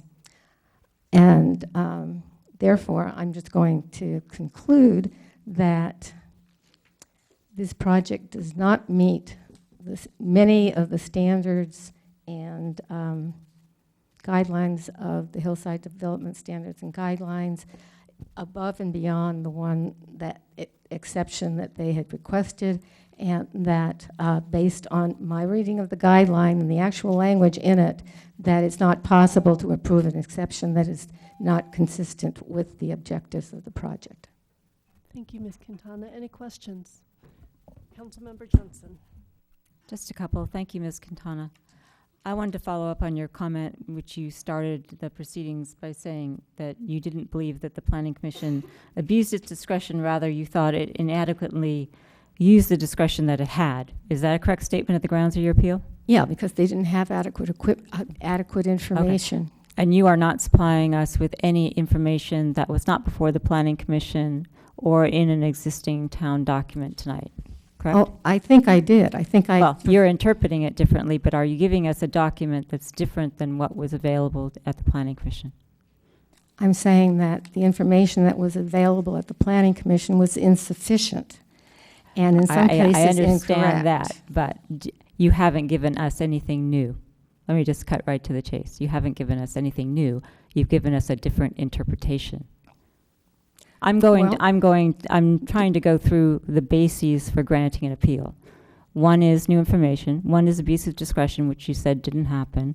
One is an error, which you haven't identified. And one is using a policy, implementing a policy that's in the purview of the council, not the Planning Commission. Okay, I have provided at a minimum information regarding the extent of the landscaping that exceeds the 30-foot line.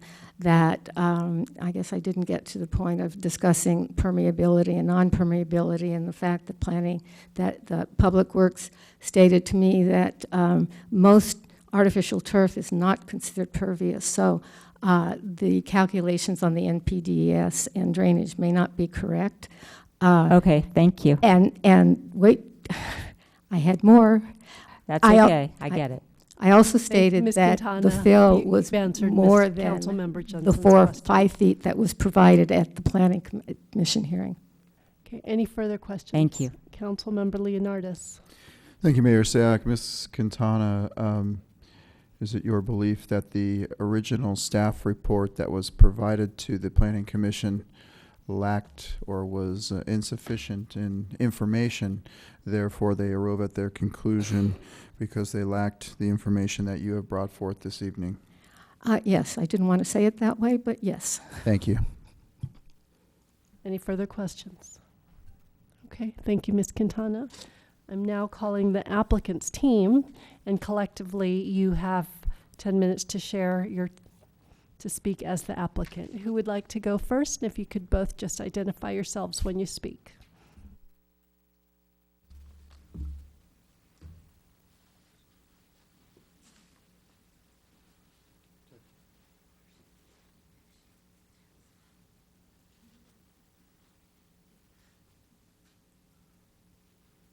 First time I'm using PowerPoint here for commission and council.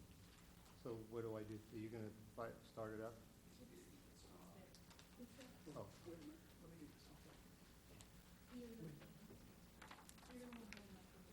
Okay. Are we good? Okay, thank you. Good evening, everyone. I wanted to say that I concur with what Councilmember Jensen pointed out, that Ms. Quintana did not supply anything new that was not heard at the Planning Commission meeting. And the Planning Commission obviously decided that this house was in conformance with the hillside design guidelines and standards and guidelines. I always get those mixed up. But I did want to talk mostly about 3 main topics that Mr. Weissman has brought up in his letter that was received on Thursday after the town staff report was prepared and posted. And imagine our surprise when we met with staff Friday morning and staff felt that yes, maybe this is a ridgeline, and the owner and I were not happy at all. You can imagine we were a little more than not happy. We were pretty upset, and I could see why they never brought this up in the first place, because when you go out to that property, it doesn't feel like you're on a ridgeline. The previous application went through the same rigorous approval process, and that never came up as well. So what we're trying to do is first contend that this is not a ridgeline, it's a borderline, and that the maps that were defining the ridge are broad stroked and very large or small scale and hard to read. So with that, I want to first touch on the hillside standards and guidelines to talk about ridgeline development. Take this over here. And I've highlighted number 4 that says, whenever possible, no primary or accessory building shall be constructed so as to project above the physical ridgeline as seen from any viewing platform. I think that's a key part of the language. We're here to show that this is not visible from the viewing platforms. Also, you can see the graphic down below is taken from the guidelines that show that if your house does not extend beyond the ridgeline behind it, that's what you're supposed to do. So this is the from the guidelines, the map. It's an excerpt that's blown up, and you'll see that bright yellow spot is our property. This is from the Blossom Hill Open Space Study. This is again a blown up map that was hand drawn, and I know that they tried their best, but the technology back then maybe wasn't as fine as we have today with Google Maps and etc. So what this shows is again, the yellow property and the pink house. That's our house. This is to exact scale, because we have the technology to do that now. And you see that the ridge lines kind of come out and flatten out on our property. This is another map that Mr. Weissman referred to, and you can see again that if there is a ridge, we're kissing it, but we're not on it. This is a picture that you can see from the property looking upwards towards the Angel House as the original owner. We call it the Angel House. And that's another shot from our pad. I'd like to get a show of hands and make sure that everybody was able to get up to the property. Did anybody? Mr. Cossack, we'll do disclosures at the end. Excuse me. I think it's very important that you see the site to understand our point. This is a couple of shots I wanted to quickly show you and the public what we're seeing from this property. And you can see that there's a ridge that blocks us from all the adjacent valleys until you get way out. That's in the distance is downtown San Jose. You can't see Lee High School, where the other viewing platform is. You can't even see the property boundary of Los Gatos. This is swinging it around. This is looking north, and this is a zoomed-in picture of that. That you see mostly roof lines. You don't see any intersections, roads, anywhere that you could actually do a visibility analysis as Mr. Weissman suggests we do. This is another picture. This was in your packet. I just included this. This is taken just looking through the trees, and that circle is where the dome is, and that's the blowing up of the dome. That's how much you can see of that viewing platform, which is nothing. Here's another picture. It's washed out in this light, but it's there. And this is a picture I took this morning because Mr. Massey is also remodeling the Angel House. It's now the Retsky House. And this was taken from their window. And if I may, this right here is our house, the story poles. And you can see that looking from the top of the mountain, that is clearly hidden below the trees beyond and screened. And if you look back the other way, you're not going to see that as well. The house is going to be below the hillside. And these, again, were in your packet. They just show that this is a zoomed-in photo of the story poles. You see a little horizontal section of that. Another location. This is on Placer Oaks that staff instructed us to extend our viewing visibility platform. This is actually in front of Blossom Hill School, which is the closest you're going to get that you can see. And again, you're only talking about 7 to 11% from this location of visibility. This is zoomed in. We actually use a spotting scope, which is like a telescope. And that's what it takes to see this, because this is an orange netting that's in the dead of winter that you can barely see. Only with aids you can see it. And when the house is finished with the darker colors, it's going to blend in. You can see the Angel House, that cone-shaped roof to the left of our house. That's the window that I took a picture of, looking down on our story poles. So you can see clearly that we do not project above the ridgeline. And then I want to talk about the road, and I'm running out of time here, so I just want to take a few pictures. This shows the old driveway that went up to the Angel House that we asked for and received the exception for the grading for that. These are the cross sections that we provided.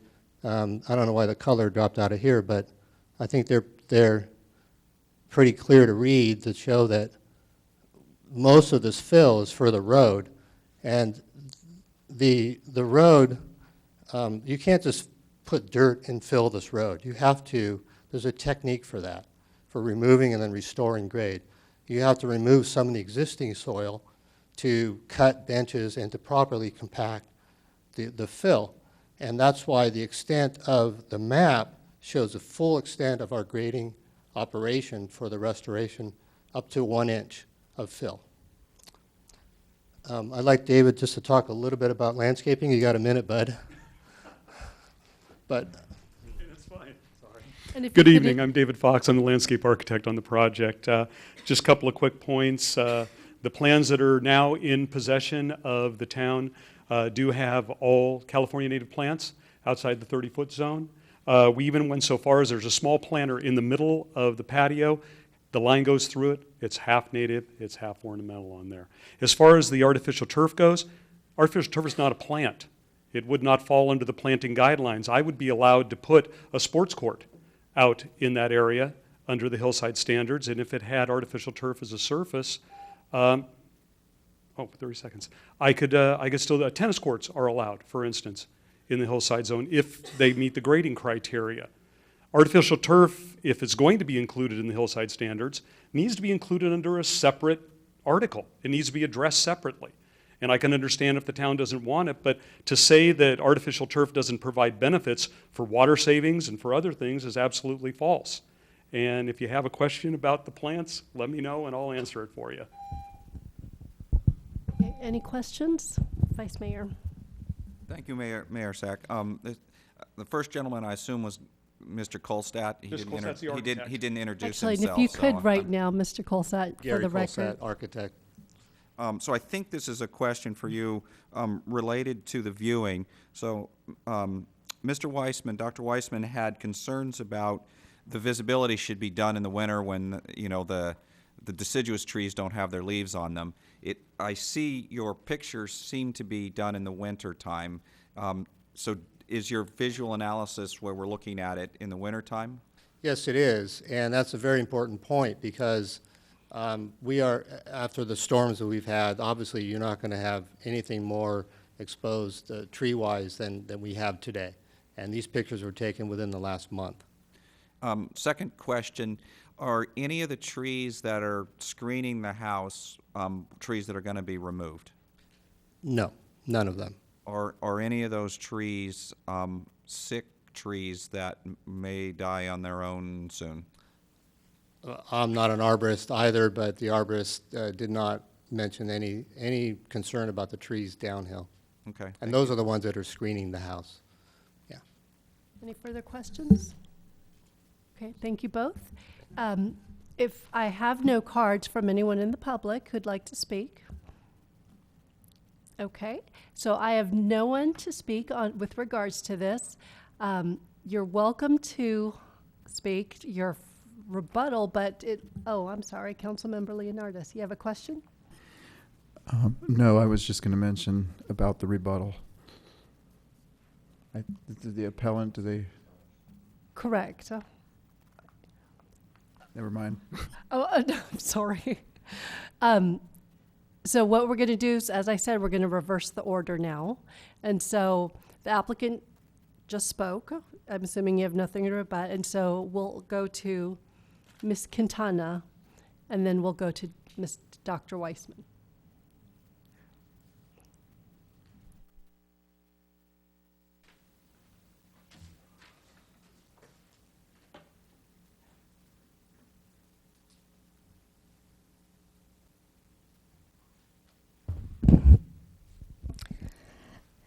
This is new information that was not given at the Planning Commission, and that is the effective elevation of the structures and the retaining walls.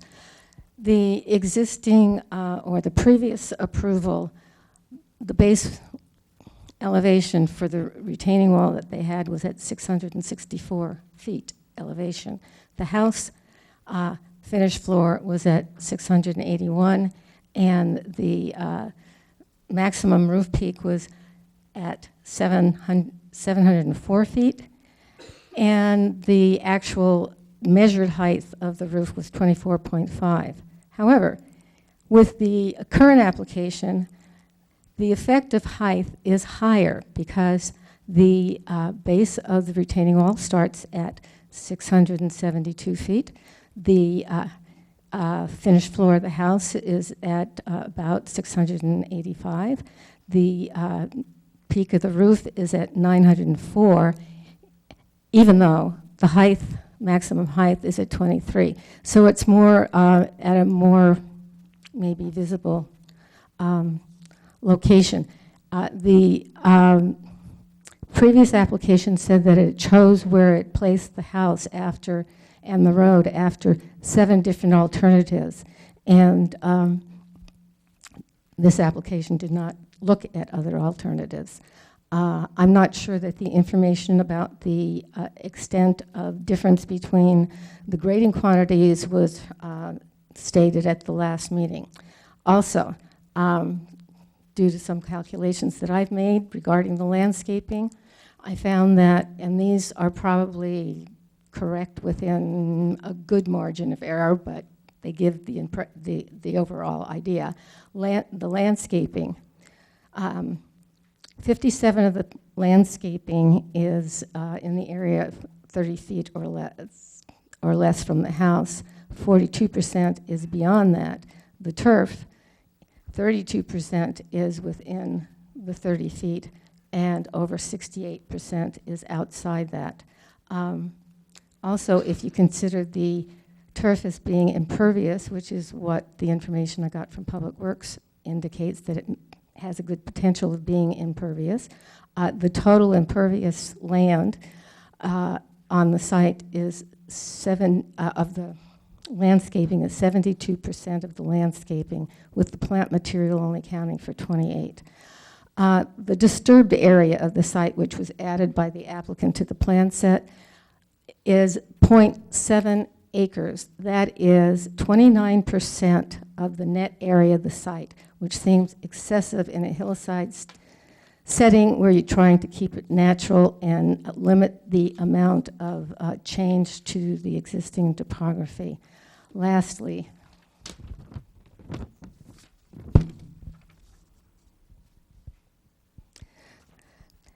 this shows the the area divided between this area, which on one sheet was shown as restoration fill. On another sheet, it was amended, and this whole area here is considered restoration, although I'm not sure why this qualifies as restoration. And in addition to that, I've lost my train of thought. I guess that's going to be it. I think the, and the other thing that I found looking at the previous plans and this plan is that the LRDA is not the same, and that even the total area of the site differs. So, and then guidelines and standards, that's what I wanted to get to, and I didn't do it. The guidelines and standards, there are over 100 standards and about 75 guidelines.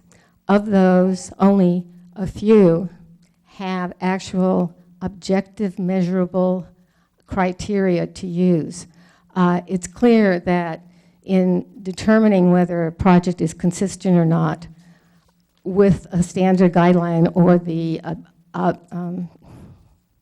project as a whole with the document, that there's a lot of subjective judgment that has to be made. You can't just simply check off, yes, it met this, and no, it didn't meet that.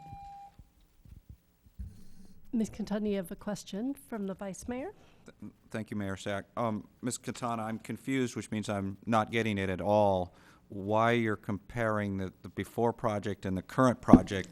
When I read through the Planning Commission minutes, there was no comparison to the old project. It seemed like they were just evaluating based on this project, so I'm not... Correct, and in most cases, I would say that is a logical way to proceed. But in this case, the applicant made the statement that the current project has less impact than the previous project. But if you look at the differences in elevations, if you look at the differences in the grading amounts, And if you look at the fact that the retaining walls are more significant because of the basement, I do think a comparison is valid, so that you can make the judgment that it is.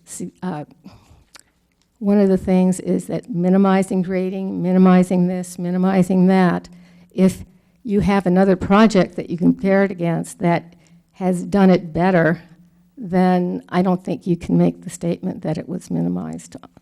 The impact for this project was minimized. Okay, thank you. Any further questions? Okay. Dr. Weissman?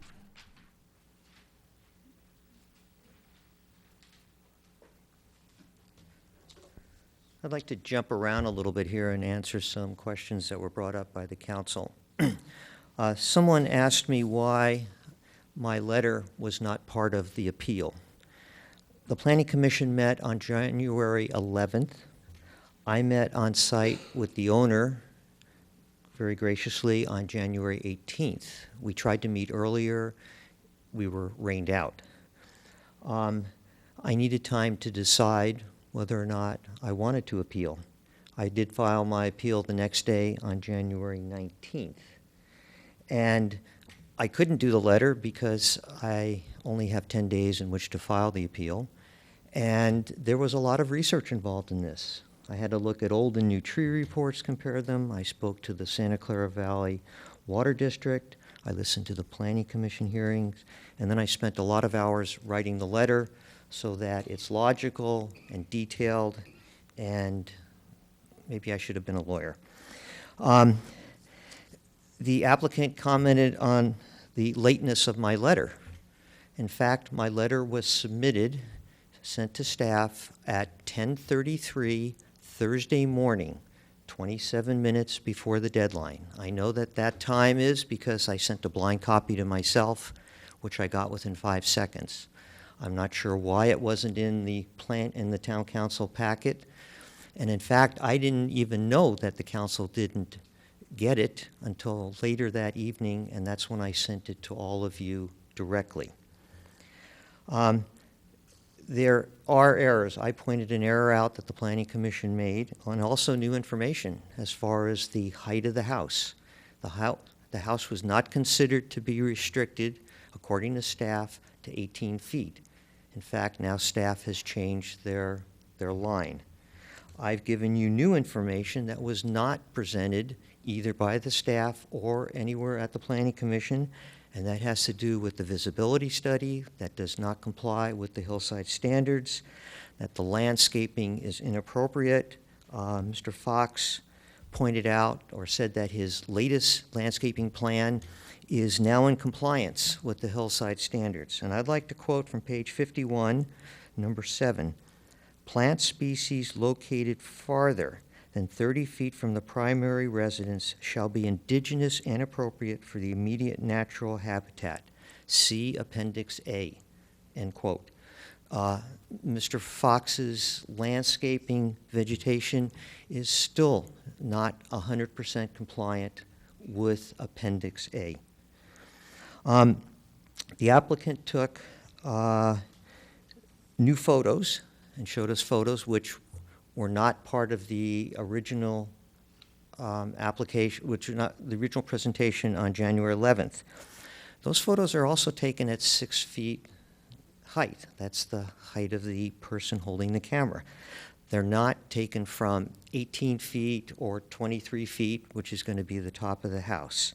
And very importantly, there is nothing from the Shannon corridor. And I remind you that the applicant the architect in his letter back in June said that this parcel provides incredible views of the Santa Clara Valley and the Shannon corridor. Yet nowhere are any of these visibility pictures taken from the Shannon corridor. And the hillside standards talk about from all areas of visibility from all areas of town, not just the valley.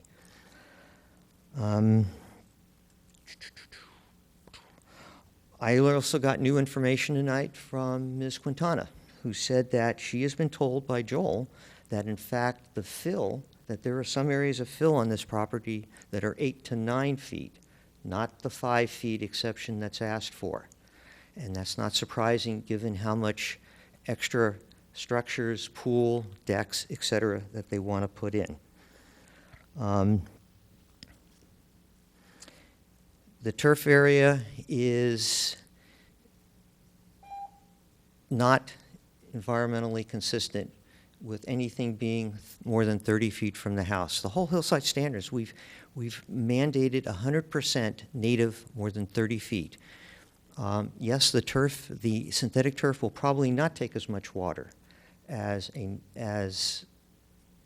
a natural grassland, but it's still going to take water. It still has its environmental downsides. And we've also discussed new information tonight about the arborist report and its inadequacies. Thank you, Dr. Weissman. Any questions? Okay.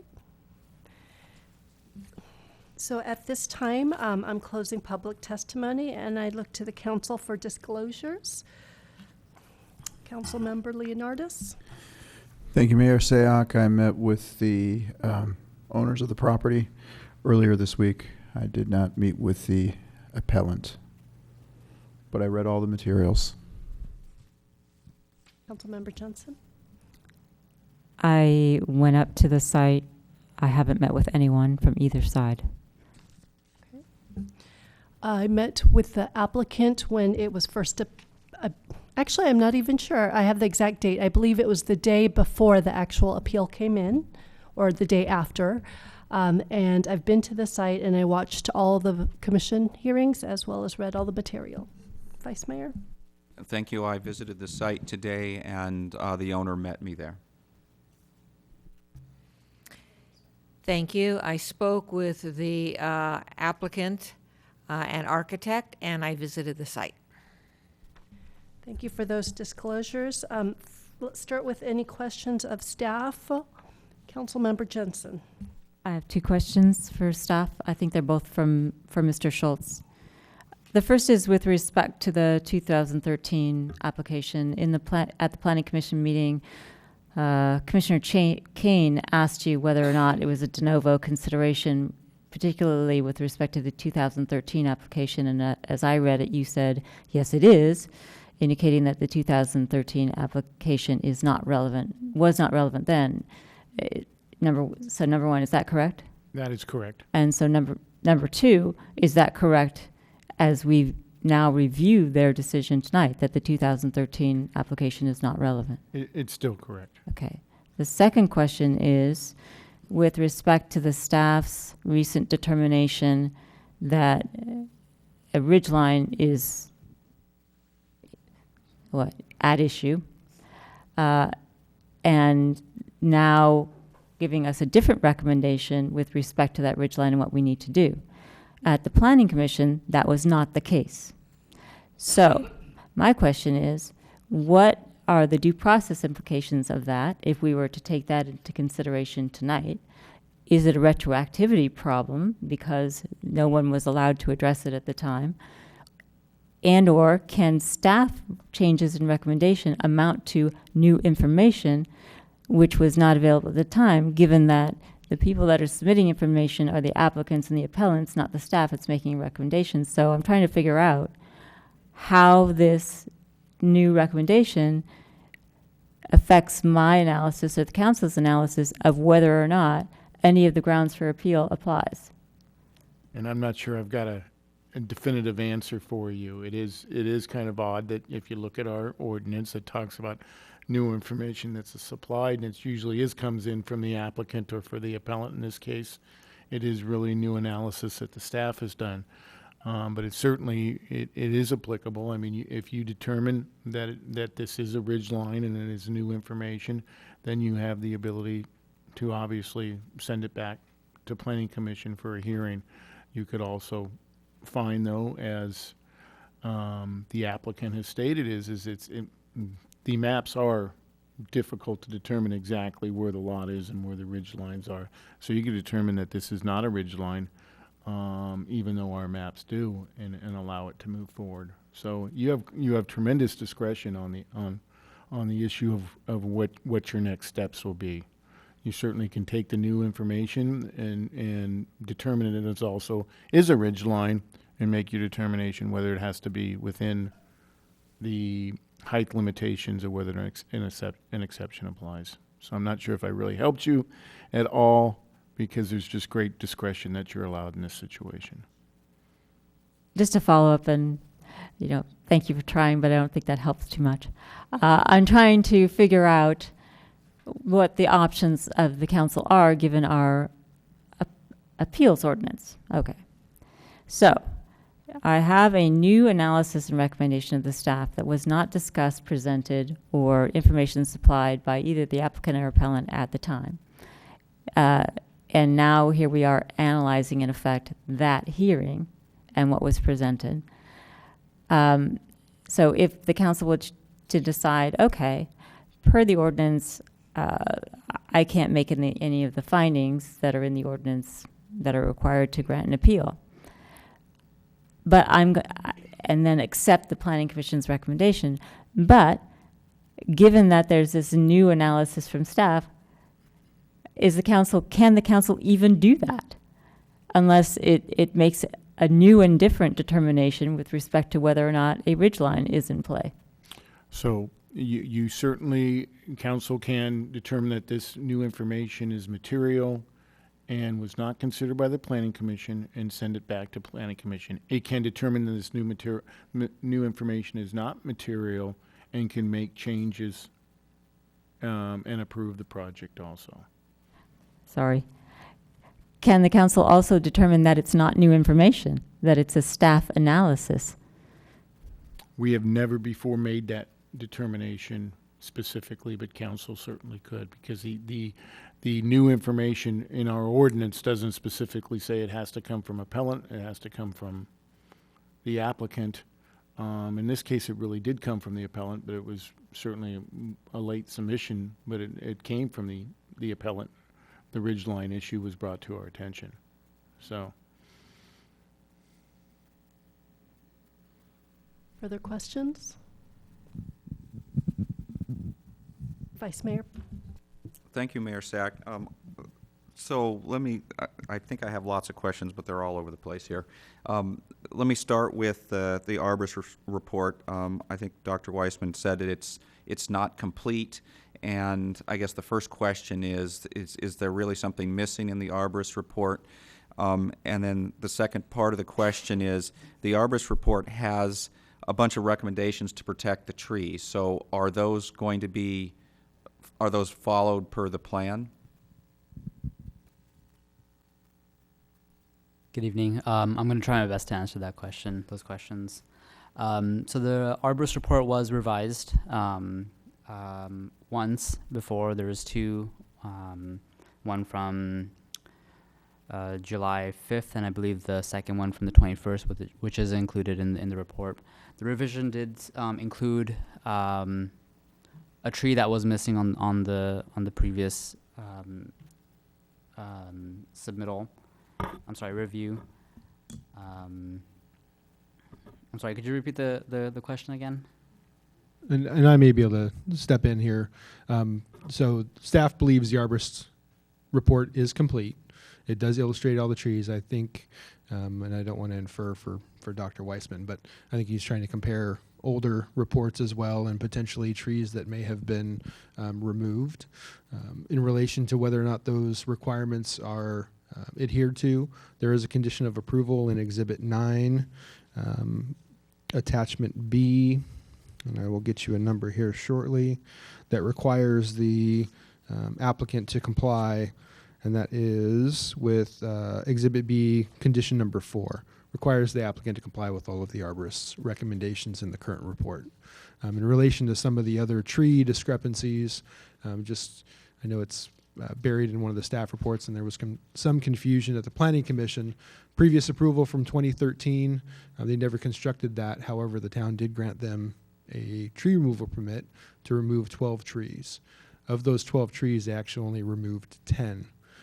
So the applicant before you this evening if a project is approved, we'll be required to mitigate for those 10 trees that were never mitigated for from the, I believe it was 2014 tree removal permit. In addition to those 10 trees, the applicant's currently seeking to remove 6 trees. And those trees, I believe, are trees 5 through 10, if I remember correctly, in the fill area. So staff, there is a condition that requires that they comply with the arborist recommendations, and we do believe the arborist report's complete for purposes of a decision. Okay, could I follow on with another question? So another concern that was brought up was following the hillside guidelines for the right kind of planting beyond 30 feet and inside 30 feet. But my understanding is that plan doesn't really need to be part of the application, that it just has to be, you have to comply with that later on, and staff will follow up to make sure that the plantings match the hillside guidelines. So we try to get them as close as possible, and sometimes we're more successful than others depending on the applicant and their landscape professionals. This one's fairly close. However, the applicant is required to comply with the hillside development standard guidelines as they relate to landscaping, and there's actually a condition, which is condition number 6. I believe Dr. Weissman has brought up some questions regarding the Zone 1, which is typically where we see the ornamental landscaping. And I believe he mentioned the majority, which he interpreted to be 50% or more, has to be native species. So we would evaluate that to make sure that they comply with that, even within the 30% zone. The other factor that relates to landscaping is there is Appendix A, which has recommended trees and shrubs. Those are recommendations. They are not a comprehensive, all-inclusive list. There are other native trees that are appropriate for hillside settings, and so we work with landscape developers or landscape designers to determine if there are other species. Staff has not historically interpreted that they can only plant those trees, and so we try to look for other California native species that may be appropriate in that setting. So if I could just go back on this one, the key point I think is you're saying regardless of what they submit for a landscape plan, condition 6, I think you said, will require them to modify it to your satisfaction, and that whatever they submit isn't really a consideration for denial or approval? Generally, yes, but again, we want to try to get the most comprehensive and complete and accurate plans before Planning Commission, Council, or DRC, whichever the deciding body is. Here, there are just still a little bit more work to do, and so we will take care of that work if a project is approved prior to issuance of building permits. And if I could just follow along these lines, so the artificial turf was something that kept coming up. What do the hillside guidelines say about artificial turf?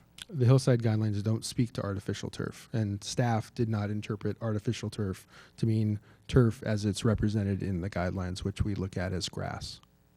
So then artificial turf might be a reason, based on Planning Commission or Council's discretion, to reject or require a change, but it can't be, so it sounds like it can't be an error by the Planning Commission because it's not a requirement to not have it, if I said that clearly. I think I understand. Another option would be that they need to minimize the turf area if you believe the artificial turf area should fall in the general turf requirements of the hillside development standards and guidelines. Okay, thank you. Any further questions? Any comments? Oh, yes, Councilmember Spector. Thank you. I have comments and a motion, or motion and comments. We'll see how it comes out. I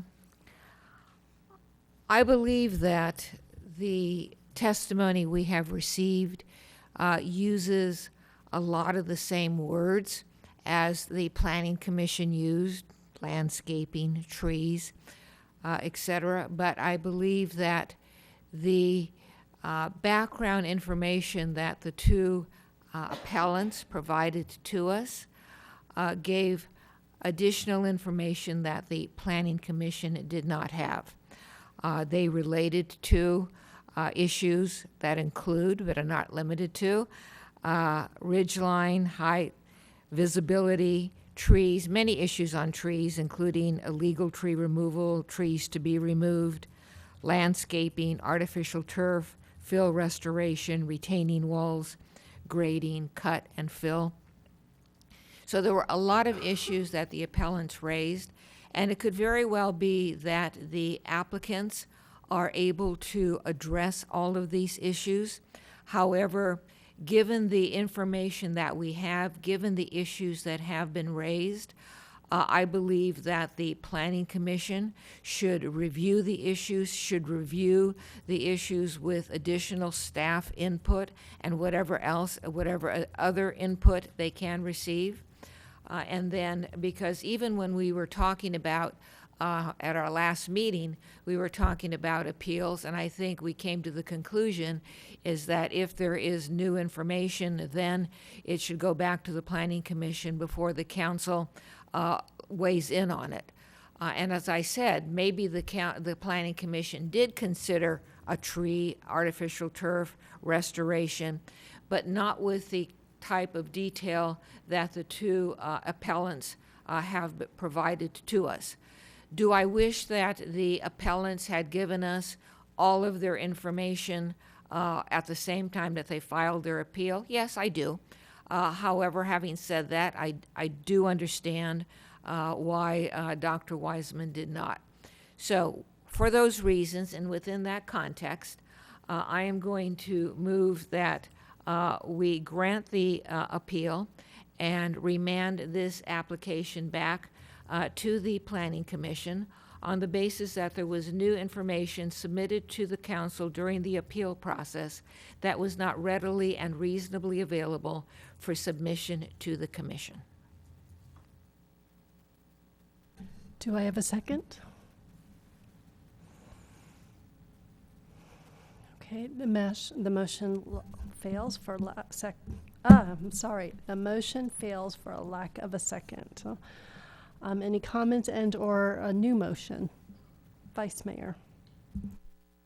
Thank you, Mayor Sack. I've looked through this to try to really find some new information, and it seems like a lot of the information is just trying to confuse us. I haven't really found much new, except perhaps whether it's on the ridge line or not. And when I went out there and looked, I don't know whether it's technically on it or not, but it's definitely below the ridge line. In fact, it's blocked by some of the other ridge lines around when you look more out to the northeast direction. But I think I have sort of a fundamental problem with this, because for me it's important to have a fair process and an efficient process.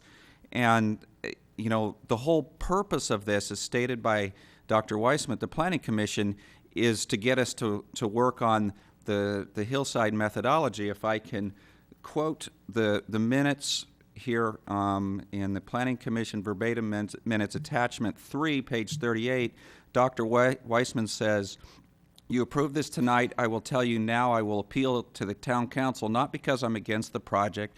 I have nothing to say about the house. It's because we need to force this issue to be decided. We need to fix this methodology. We had all the hearings in 2015 and 16, and we've got nothing of it." So I think I have a general problem with this being unfair to the applicants. If we need to fix the methodology, we shouldn't be wasting my time and everybody else's time and staff time to go through this appeal. We should be working on what Dr. Weissman really wants us to work on. Whenever an appeal comes to us, I spend more time than probably twice as much time as all the other agenda items trying to figure this appeal out. So to me, I have a fundamental problem with the reason for this appeal. Councilmember Jensen? I was just going to ask the Vice Mayor if that was a motion to deny. So it could be a motion to deny, but we need to make a decision on the ridge line issue, I guess. So I guess my motion would be to deny, and I believe it's not part of the ridge line and shouldn't be subject to the 18-foot requirement. Of course, you could go the other way and say it is subject to it, and we'll grant the exception. But I'm going to make the finding that I don't think it's part of the ridge line based on my visit of the site. So if I understand the motion, it's a motion to deny the appeals for the reasons stated by the vice mayor, and a determination that, based upon the hearing tonight, it's not in the ridge line, correct? That's correct. So I'll second the motion. Any further comments or questions? Councilmember Leonardis? Thank you, Mayor Sayak. I'll be supporting the motion. I do appreciate the information brought forth by the appellants. I think it was valuable. It was most interesting. A lot of it is information that I think could have been brought forth at an earlier time. But for me, it comes down to the question of fairness, the issue with the ridge line, bringing that. I guess that could have been presented earlier in the process as well. And I don't think it's fair to send this back to Planning Commission at this time because of that, solely in and of itself as being the new information. So I will be supporting the motion. Any further comments? I'll go ahead and comment on, I believe it was the 31st.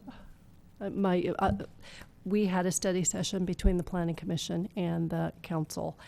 And I have been looking at the three areas for the three reasons for awarding an appeal.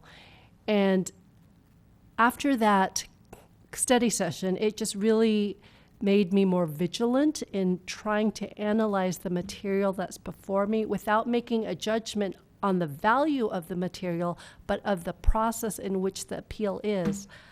It's very hard for me to put the information that was before us into the three criteria that's necessary for appeal. And so for that reason, I will also be supporting the denial. So I'll call the question. All those in favor? Aye. Aye. Opposed? So it passes 4-1 with Councilmember Spector dissenting. And this adjourns tonight's meeting, and thank you all for your participation.